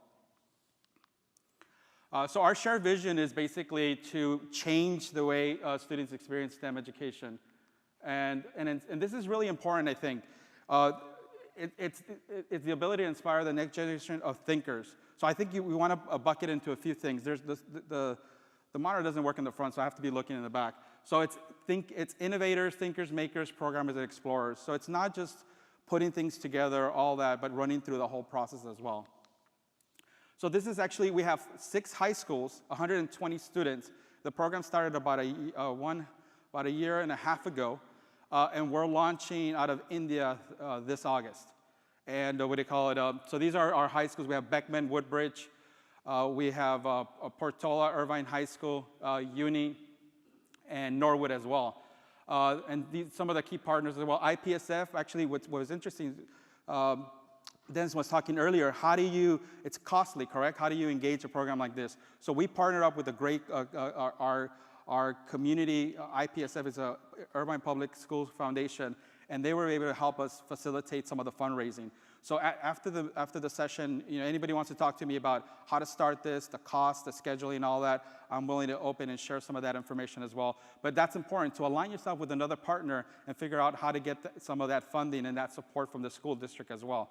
So we have the Irvine School District and the Tustin School District. So interesting enough, we have 120 students, 6 high schools, 2 school districts, all collaborating. And so that obviously will add a lot more complexity as well. I'm from Bilingual Interactive. Brent is from Sorlox. Obviously, you guys see some of our industry partners. Tyvek has been great. Jordy, Roland, and a couple of folks, and Bellardo from Cal Poly, Justin, they've been helping us through the whole process, correct? There's not a rule book of how to run through a CubeSat program, correct? So we have to figure out a best way to do it for high school students and trying to elaborate through the whole thing. We have Axion Systems as well, and then we have EXA from Ecuador Space Agency as well, and some of the other universities as well. Let me click through this. Oops. I can't forget the sponsors. So as we were running through it, at the very beginning, we didn't have sponsors. We ran through the whole process, and we had some components, and then eventually we started getting a little bit more funding, and as we run through it. So we have 5 Points, Microsemi, Cisco, and we are engaging other companies as well to sponsor the program. So this is basically the 5 high schools. So think about it from the perspective, it's already complex enough to build a CubeSat, but the whole point is we have 5 high schools. Each high school is actually working a different subsystem. So we have basically Beckman working on avionics, which is basically, if you look at it for layman's terms, it's the brain, correct? And then we have Irvine High School working on the thruster. We actually have a mass model, so it's not a real not thruster for the first one, and we have the magnetorquers as well. We have Norwood High School who's working on the battery and the solar panels. And interesting enough, with Dr. Brent Fries was designing this program, but both him and I are parents. We're running through the thing. He told me, Kane, I didn't even know anything about CubeSats about a year or 2 years ago. And he was telling me about the program. I thought, wow, this is amazing. how do we get this in our community and how do we engage with this? I didn't realize that a deployable solar arrays was going to be hard for 1 year. I didn't realize that even the 3D printed frame was going to be hard enough, or even propulsion. So to add that complexity as well. The prime team, we have a prime team at UAE High School, which has the 3D printed frame and the camera, and that's actually our primary mission for the first project as well. And for Woodbridge High School, we have the communication. So that's the radio, and actually that team is working really hard, working with Cal Poly. So these are some of our goals. We have some of the manufacturing techniques. Again, we're making sure to, some of the languages, making sure that the students, are they ready for the programming language to use this? There's some students who are programming, but not all of them correct. So how do we engage them? How do we even move to middle school and make sure they're ready so when they get to the high school, we call it, they already have some of those programming skills as well. So it's interesting. All the time when you work with something, you work from the right to the left, you better get a better outcome. So now we are understanding kind of some of the challenges that we need to run through as well. We went through the whole testing through the shake and bake, the replicate orbit, and at NTSS as well. And then we're going to launch in, like I mentioned, in India this August. Let me actually run through some of the pictures better so you guys can see that. Obviously, we're dealing with ITAR, and so the students are understanding, running through some of that process as well. We have students that now had to get a ham radio license as well. Obviously, learn Linux C to communicate with the CubeSat as well, and a lot of the paperwork. We didn't realize how much paperwork we had to run through this, and some of the students are learning that, and obviously the high school teachers are learning through this as well. And there's a lot of Skype calls, a lot of conversations. So we're trying to use this technology as best as possible so the kids can collaborate and run through this. We also have a speaker series. So we had Jordy come for the first to talk about the CubeSat standard. We had Natalia Brinker from Accent Systems, all the way from Boston, to talk about it. And I don't know if you guys had heard Pamela. Pamela Clark also came. She was here, I think, talked yesterday, the day before. We had an astronaut, Ronnie Nader. He's the first astronaut from Ecuador, and he's the first person to launch, him and the agency, EXA, to launch a CubeSat out of Ecuador as well. And then we had Dr. Michael Minovich as well. So we have a speaker series to engage the community, engage the students as we're running through the end of the year. So see some of the pictures as Jordy came down. And then this is Commander Ronnie Nader, and this is Pamela Clark. These are our students, about 120 students. We also had a design review. Actually, that was really interesting to have through that for Irvine 02, to go through that whole process with NASA and for them to actually communicate to us and tell us, hey, do you have this? I think you should go back and look at this. And that helped us through the process as well. Let me go a little bit quicker. This is the deployable solar array and some of the training that we've done with Ronnie. It's actually, last time we had about 50 students in the CubeSat workshop last year. This year, I'm the only one representing, but next year, we're hoping to bring about 100 students, and going from then on, bringing a lot of students to engage. And that was a really great experience for some of the students as well. So some of the communication testing here at Cal Poly that's happened. So they come up here, what do you call it, and we're using some of their services for the communication for the radio as well. So we're working a lot with John Bellardo and all his team as well. And these are some of the students working at school sites. That's also been challenging. The previous presenter talked about curfews and all that. We also looking into that, and how do we facilitate that? At the beginning, it was each high school was doing their own subdivision, and now what we're trying to do is figuring out a way every month for the whole school to meet, have like a virtual meeting or have an in-house meeting as we run through it as well. So this is the diagram of Irvine 01, a deployable solar array. And you can see the batteries, the Charlie card, the C card, and tempered board here. It's from, we got it here actually it was a donation from Cal Poly. And this is the antenna. And this is, you actually see, this is the actual CubeSat. And we just assembled it a few months ago. And we had the opportunity to do as well as we had the opportunity to go to NTS and do the vibration and thermal vacuum as running. And everybody was worried, is it going to run through it at the end of the whole cycle as well? But we did. So we're launching in August of 2017 out of India. We actually had to pay for this launch, so it was a $100,000 launch, correct, or something like that. If you look at it, in general, those launches are expensive. So we have to look through this and people are talking about how do we make it more feasible and how do we get more students involved through the whole process as well. And for Irvine 02, we went through the whole process. We were announced, we were able to get elected from Alana, from NASA, to win for Irvine 02. And the primary mission for that one is propulsion. So that in itself is going to be a little bit obviously challenging, but it's going to be a good opportunity to see propulsion in the 1U. And these are some of our other missions. As we run through it, you can see the camera. We have propulsion, X-ray sensing, and we even have bacteria. And then Brent has actually probably looked at all the way to Irvine 10 or 12. And I think that's it for I wanted to address it. I think I have a few minutes. Any questions or any dialogue that you guys wanted to discuss related to the CubeSat or the high school program? When you say you purchase your own launch vehicle, are you planning to launch multiple CubeSats? No, sorry. No, we just paid for the launch, sorry. You just paid for the launch of the one? Yeah. Sorry about that. When we're running through this, the reality is we're trying to figure out how do we document all this and how do we put it in we're trying to write a curriculum and how to give it away too so that other high schools and other places can run through it. And so anybody who's interested in asking, hey, it doesn't even have to be a high school, correct? I've talked to other people, other members of the CubeSat community from other universities. They're asking, well, where do you start? A lot of times, where is that, correct? So it is important for us as a community for us to build a shared place where we have the dialogue and be able to find out what are the steps necessary to start a program and to be able to sustain it as we run through it. Any more questions? You talked about Axion systems possibly providing some propulsion. Yes. How much space and mass would that take up in the 1U? You know what, we can look at the presentation. You know what, I can get back to you on that. That's for the Irvine 02. Right now, we're actually flying a mass model from Axion. So we're working with Natalia Brinker. I don't know if you're familiar with Axion Systems, but they're fantastic. Very innovative company out of Boston. And they're helping us to try to figure out, but it's not running with propulsion for the first one. But we do have all the tire. But I can get back to you on that. Any other question? What do you think of as first projects for schools getting involved, doing ground stations or balloon payloads or drone payloads? I love your question. What is your name? What's your name? Joe. Joe, I love your question. You know what?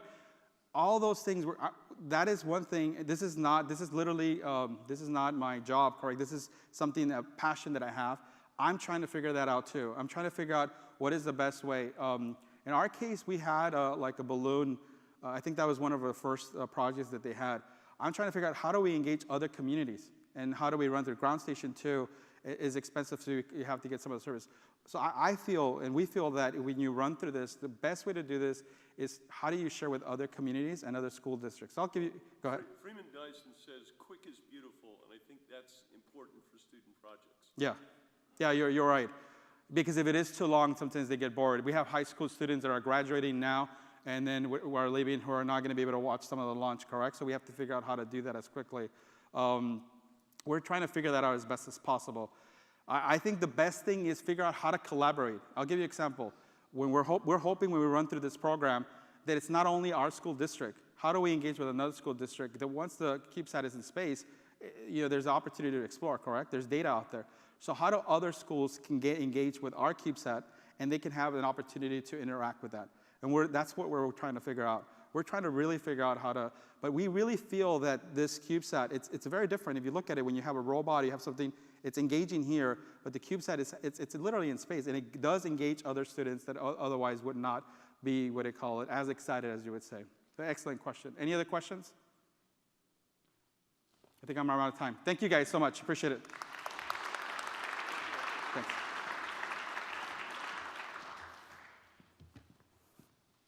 Our next speaker is a student from the Masdar Institute of Science and Technology.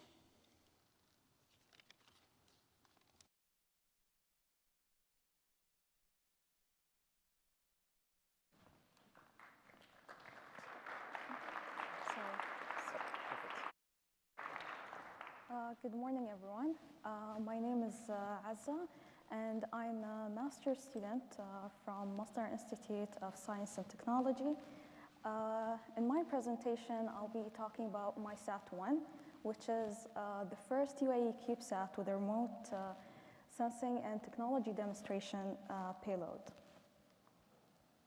So in the outline for my presentation, who we are, and an overview of the master's concentration program, the mission objectives, program status, the CubeSat design, as well as other research activities.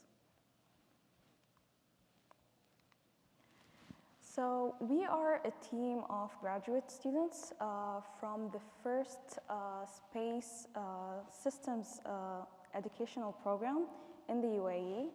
And this program is in collaboration with UASat, which is a satellite communication company, as well as a collaboration with Orbital ATK.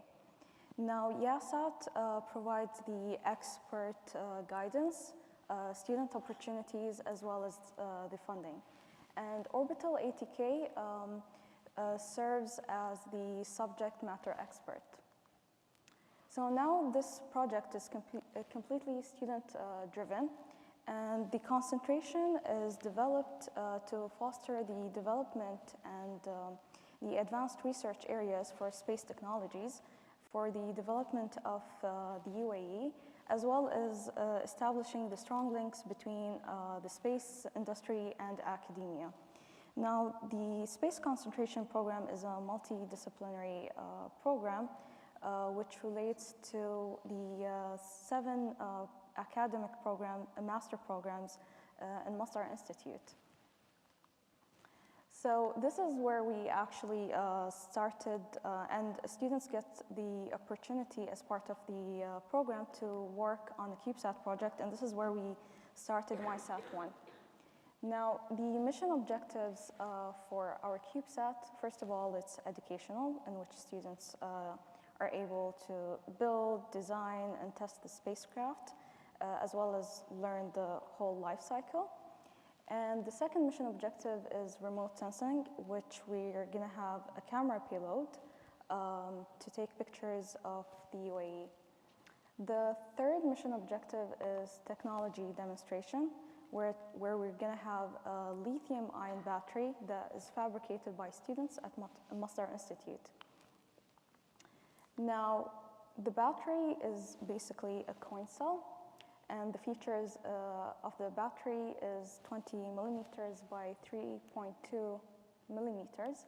And now the advantages of this coin cell is that it's easily fabricated, which you can fabricate in large quantities, as well as the reproducibility, and as well as we've tested the lithium-ion batteries in our labs, which make them compatible with our mission. So also the coin battery cell serves as a good research tool because we can test new active layers as well as electrodes, electrolytes, and spacers. So also it features an active layer of iron oxide and an electrode of lithium ion. And I also want to mention that this mission objective was selected based on customer requirements from different departments from the Institute. Now also, as I mentioned, that the battery was tested in our labs, temperatures between minus 10 degrees up to 80 degrees, which make them suitable for our mission. As of the performance, they're going to be tested based on the state of charge as well as the state of health. It also, the battery is able to charge and discharge at high current rate, and it has a higher specific capacity compared to graphite-based anode. And as you can see, the battery will be placed in a holder and soldered on a PC104 board. Now going into the implementation of our CubeSat. So we started off in December 2015, and we established our mission objectives for the mission concept review in April 2016. And then we moved on into the system requirement review, which was based on the mission objectives, and that was in June 2016. And we established more than 100 system requirements. And we completed the preliminary design review successfully with minor remarks in December 2016, and now we're working towards the critical design review that is scheduled in June. And we're building the flight and engineering model. So by the FMRR, we're hoping to have the engineering model ready and proto-flight tested. And then we have the PSR scheduled in February 2018, and we're hoping to launch in the second quarter of 2018. So this team structure, we have the project management, the system engineering, and the safety engineer, and as well as the other subsystems. My contribution is being involved in the electrical and power supply subsystem. Now going into the CubeSat design, as per of the orbital lifetime, we expect an operational lifetime between up to 6 months, and it was determined by STK. And we're also collaborating with NanoRacks, which makes the International Space Station as a baseline of where we're going to launch our CubeSat.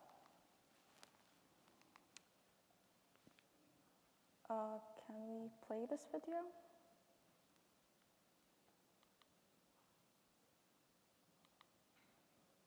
Okay, so there's a video here which shows an orbital analysis.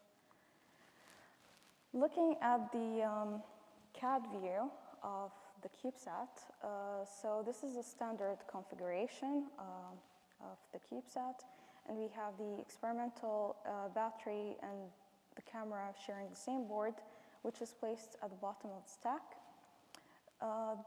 The camera features, it has a 4.4 millimeters focal length and 509 meter per pixel resolution. For the we have the EPS board on top, and the solar cells have a multi-junction solar cells which cover all the side walls, so they're not deployable. And for the OBC, it uses 400 megahertz ARM processor. And for the communications, we have VHF and UHF transceiver, and we have the ADCS, which has a magnetometer as an actuator, and magnetometer and gyros as sensors. And then we have the 3D printed prototype of the CubeSat, which was done at the Institute, which helped us with the configuration and the placement of the components. So now moving to other research activities. So part of the space concentration program, students have to work on a thesis which is related to space technologies and overcoming the challenges. So as of, for solar cells, it is of an interest to reduce the weight, the cost, and to improve the strength, as well as the way in which they are deployed. So as part of my research, I'm looking at developing organic solar cells for CubeSats. Now, organic solar cells are based on conductive polymers, and with organic solar cells, it's possible to fabricate large area, lightweight, and flexible solar cells, which have properties advantageous over their inorganic counterparts, which include high absorption coefficient, high throughput, and low cost. There are some challenges with the organic solar cells, which include efficiency, stability, and lifetime.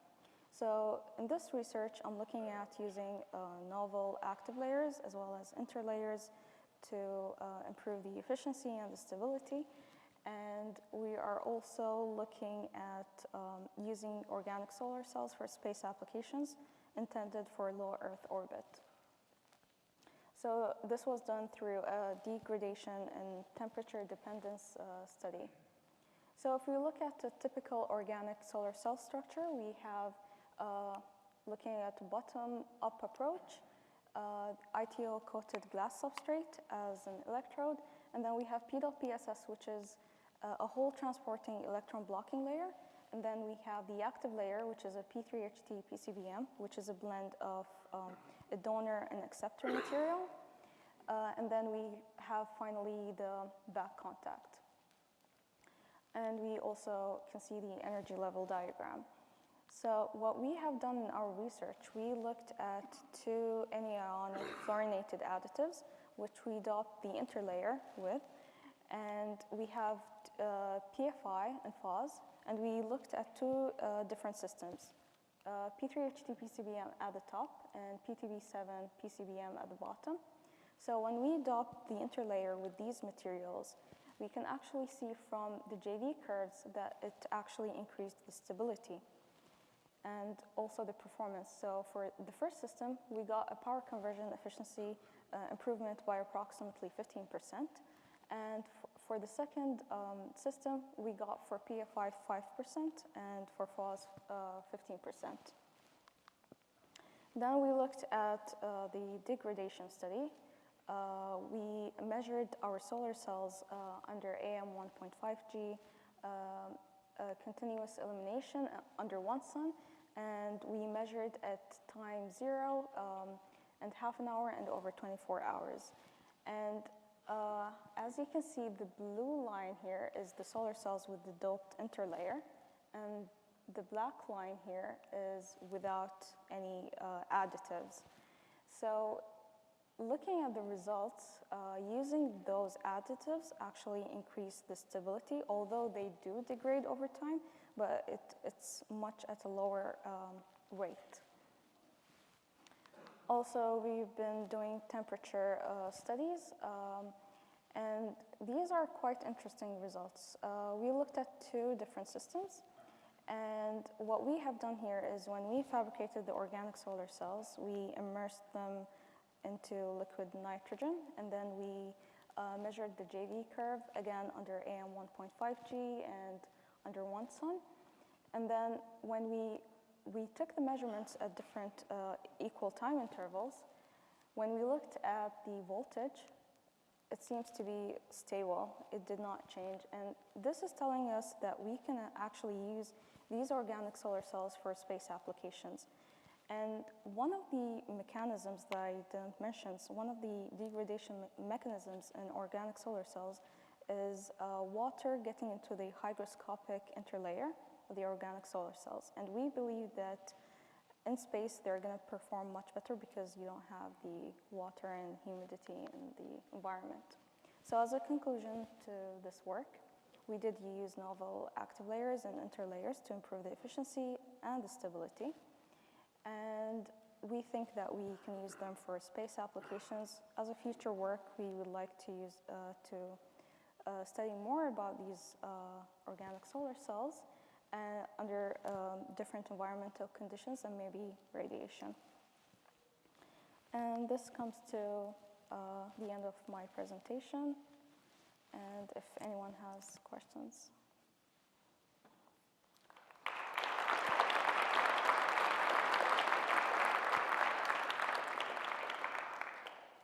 Any questions? No? Okay, thank you.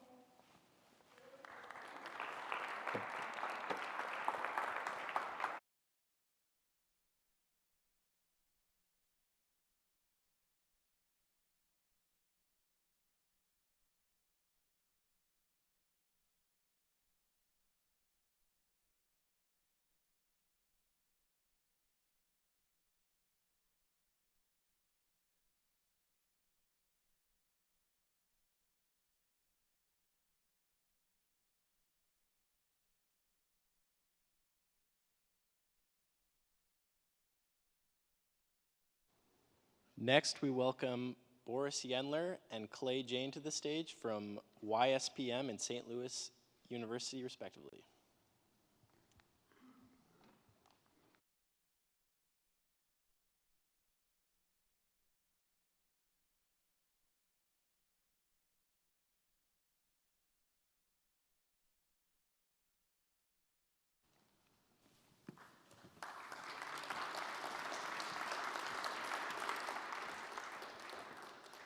Good morning.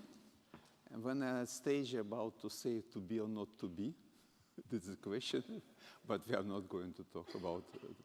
So what we're going to talk today about my favorite topic, thermal. So where's this clicker? Oh, this one.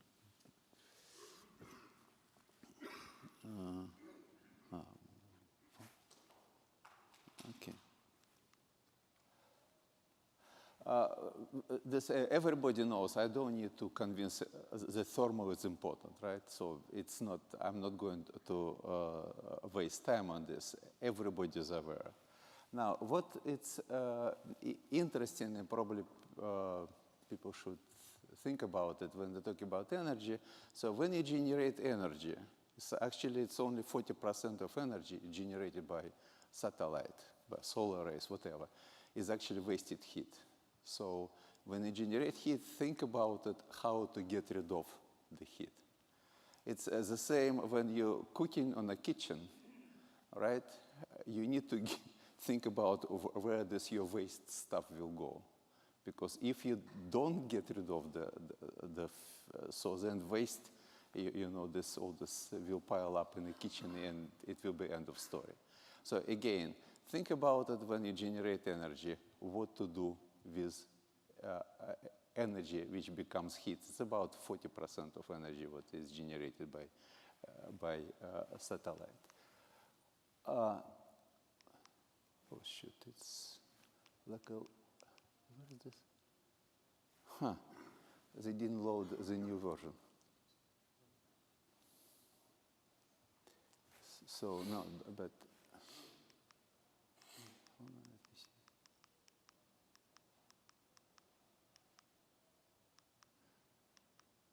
no, it's old version. Can you tell them? Because otherwise, okay, we'll try to do this.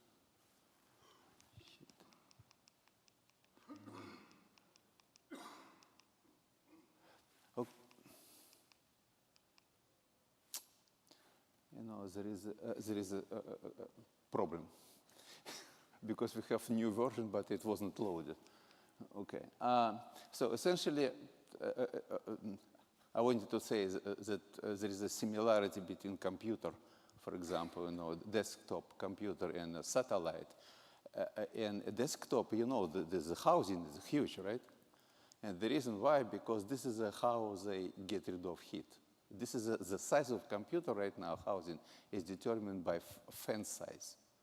It's not how much power, I mean, essentially by fan size. The same, the size of the satellite communication, for example, is determined by how much radiator area they have in order to get rid of heat. So when we're talking about, it's completely new idea for CubeSats, right? Because people thinking about CubeSat, oh, this is not much energy, you know, we do this simple things, we don't need to talk about radiator. And this is what, again, if we are talking about, in this presentation, we're talking about two types. So body-mounted radiator and deployable radiator. Now, if you're talking about body-mounted radiator, so of course it's very simple. The total surface of the spacecraft is sum of radiator plus solar arrays, right? Very simple. In deployable radiator, the total surface of the spacecraft can be used as a radiator because energy comes from deployable, right? So now let's talk about, this is what, let's talk about first body-mounted solar array. There is some assumptions. I'm not going to talk about it. But if you look at this plot, it actually says that if you really, where's the point of this? Is it? No. Where's this? It's supposed to be the. Okay, anyway, it doesn't work. So the blue is actually the red is amount of energy you generate if you don't care about radiation.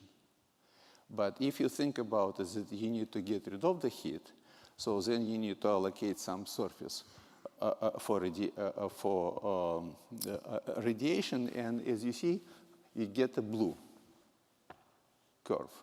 So even for CubeSats, as you see, for example, for 2U, if you, the maximum energy that you can generate, it's only 10 watts.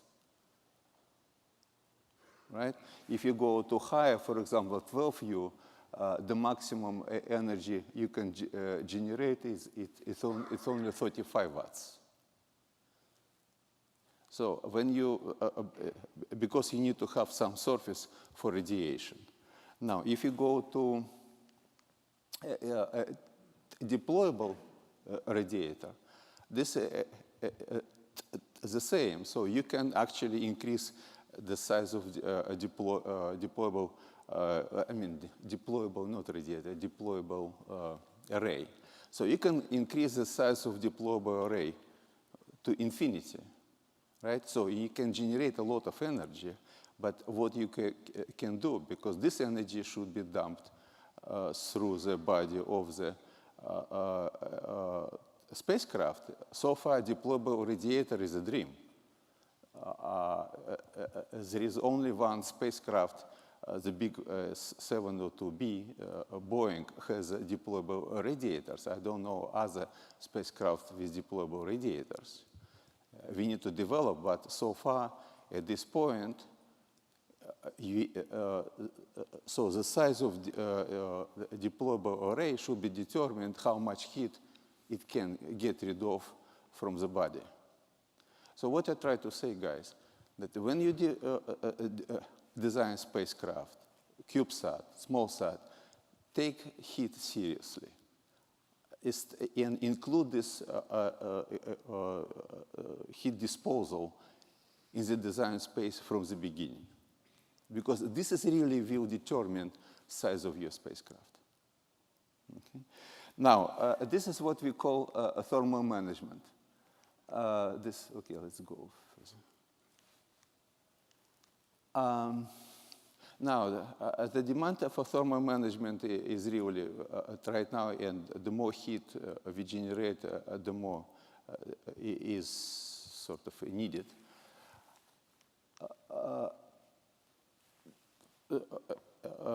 Existing tools for thermal management, like a thermal desktop, etc., they are very big, and they require a lot of thermal knowledge.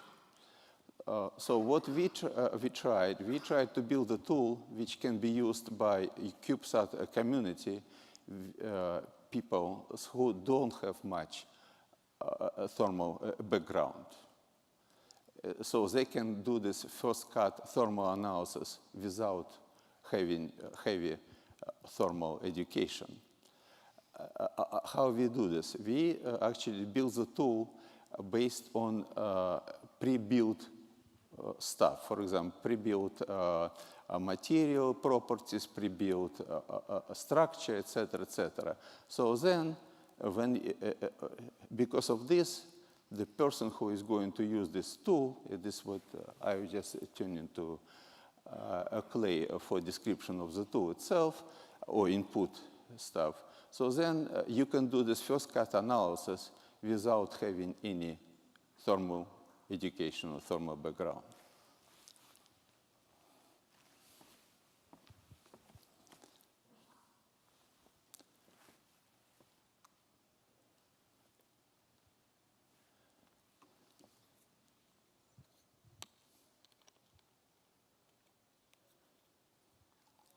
So to reduce the amount of knowledge required in thermal analysis, we decided to lower the inputs required to very simple parameters.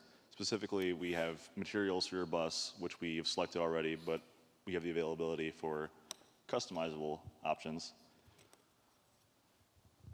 We have surface properties built in, and you'll be able to tell us how much of your bus you plan on covering in solar panels. At this point, we don't have deployables. That is a future area of work.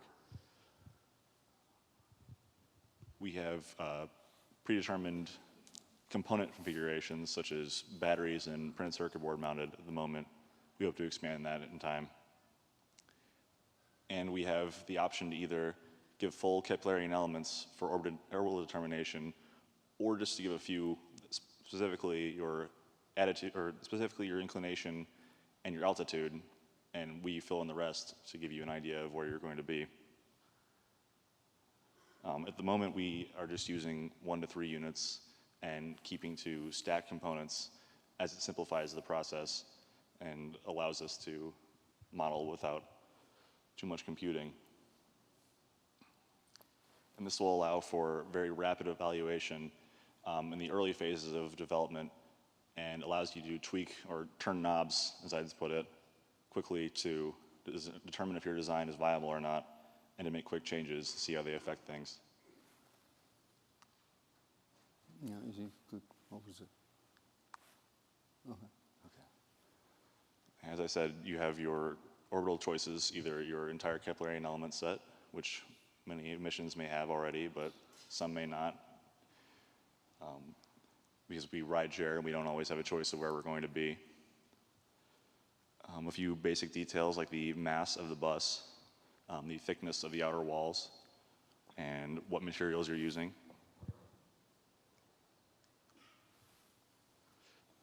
This is an example from a build we're not using at the moment for our input, and I'll just go through what's available. To begin with, you can choose from 1 to 3 unit sizes. You can go with either a default material from our library, or you can put in density, heat capacity, and conductivity of your own material. Fraction of the bus covered in solar panels is also needed.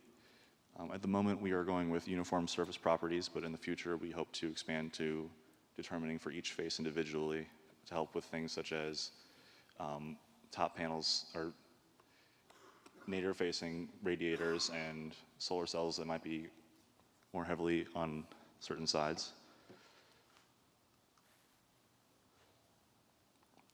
Similarly with the surface properties, you can choose from our pre-built library, or you can give us solar absorptivity and infrared emissivity for your own custom decisions. And we don't have radiator area built in yet, but we are in pre-alpha, so we hope for that to be a feature eventually.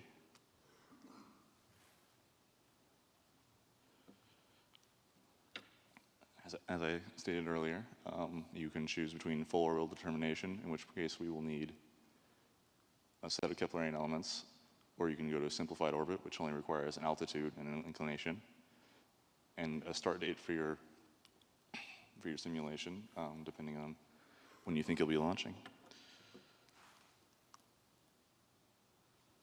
The outputs we have available will be temperature plots, and it's a simple step to outputting spreadsheets for people who are more inclined to that and want to look at their own data. And of course, maximum and minimum temperatures are easy to pull from that. So in the future, we hope to move to more advanced configurations in our future work. Deployables, of course, side-by-side components. At the moment, we are just stacked components available. As I said before, it simplifies computing. And we hope to expand to pre-built buses, such as those made by Clyde Space and Pumpkin, for example. And more specific components, most satellite missions don't just have PCB mounted and batteries. There are typically more things in there, but that's for future work. So unfortunately, this wrong version of our presentation was loaded. But so what we try to accomplish is to give you the space CubeSat, smallsat community ability to do a sanity check or for spacecraft. Essentially, you have this simple parameters, orbit, you know how much power generated, right? You know, you think that this is what a component should be in such place, this is what component is supposed to be, like a PCB or, for example, or a battery or something else.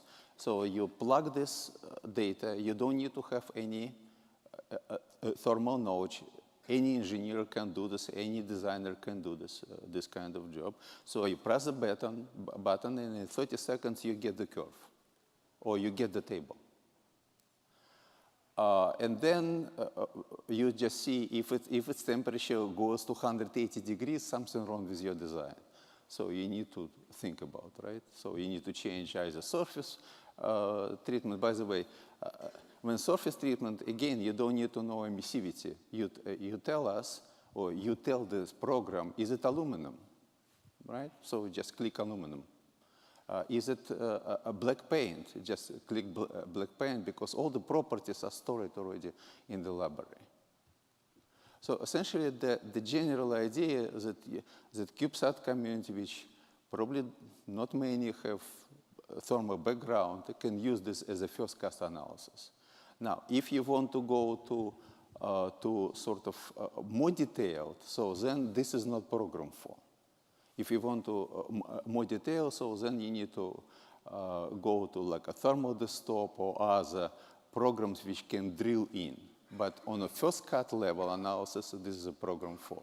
Also, talking to, we had like a 7 probably conversation and show, and what we found very interesting is that actually this could be useful for universities. Because for universities, it's useful when you can play this with the parameters and show to students what they can do. Not say that this parameter affects such, this parameter doesn't affect such, etc., etc. So this is what. Now, this is prototype. But we are looking for right now funding to convert this prototype into product, and then to let the community use it, essentially. But what we really appreciate if you guys send to us, to me or to Clay, your suggestions. Because there is, again, there's a prototype. There is something that you nice to have, right? And there is something you must have. So what we are interested to get your feedback, what is missing in terms if in category must have, in category nice to have. So then the questions. We are done. Questions? What validation did you use on it for your software? I'm sorry? What did you use to validate against? Oh, we thermal desktop, of course, and then we're going to use the flight data. Whatever you guys supply to us flight data, we're more than happy to run against. Other questions? What about rotation?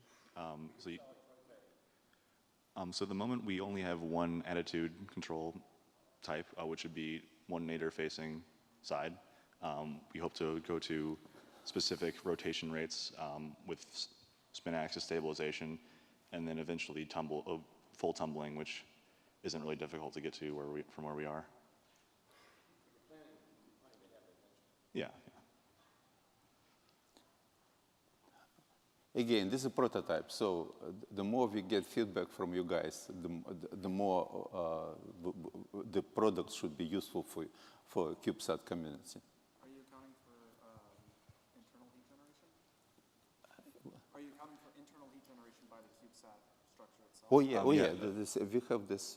One thing we didn't have on our current slides, unfortunately, that was in our new version, was that we have a components tab that you select the type of components. So printed circuit board mounted and batteries are all we have at the moment. We want to expand And then you also have the selection to give us a maximum heat generation, which would include the maximum generation of the component itself and any strip heaters you might have attached. And then we're working on more advanced duty cycle type of algorithms, but at the moment we have either an orbital average or an average in and out of eclipse.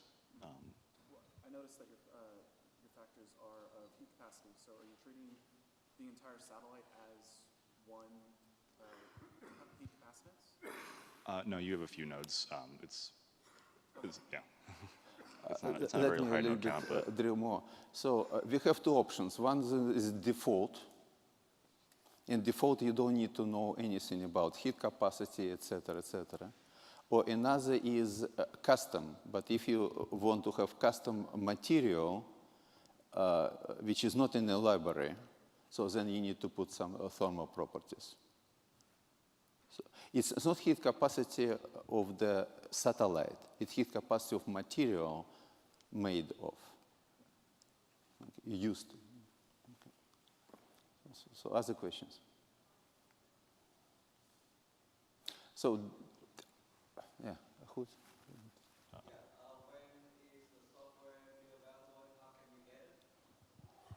Okay, so this is a good question. Yes, you get for a little price, for little money. Guys, this is what now we are looking for funding to finish up to convert the prototype into product. And then there is a different schemes, of course, but yes, we can, you're from university, right? Okay, so it's probably will be like for commercial it's 1-1, for university will be different, etc. But first we need to find money to convert the prototype into product. This one. Because everything before it was done on our nickel. So, other questions? No questions? So everything is clear? Okay.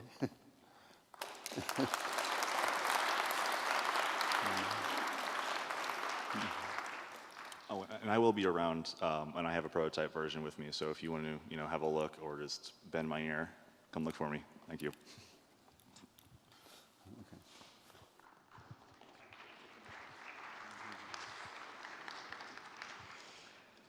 So that concludes our 2017 CubeSat Developers Workshop. I hope everyone enjoyed it. Thank you all for coming.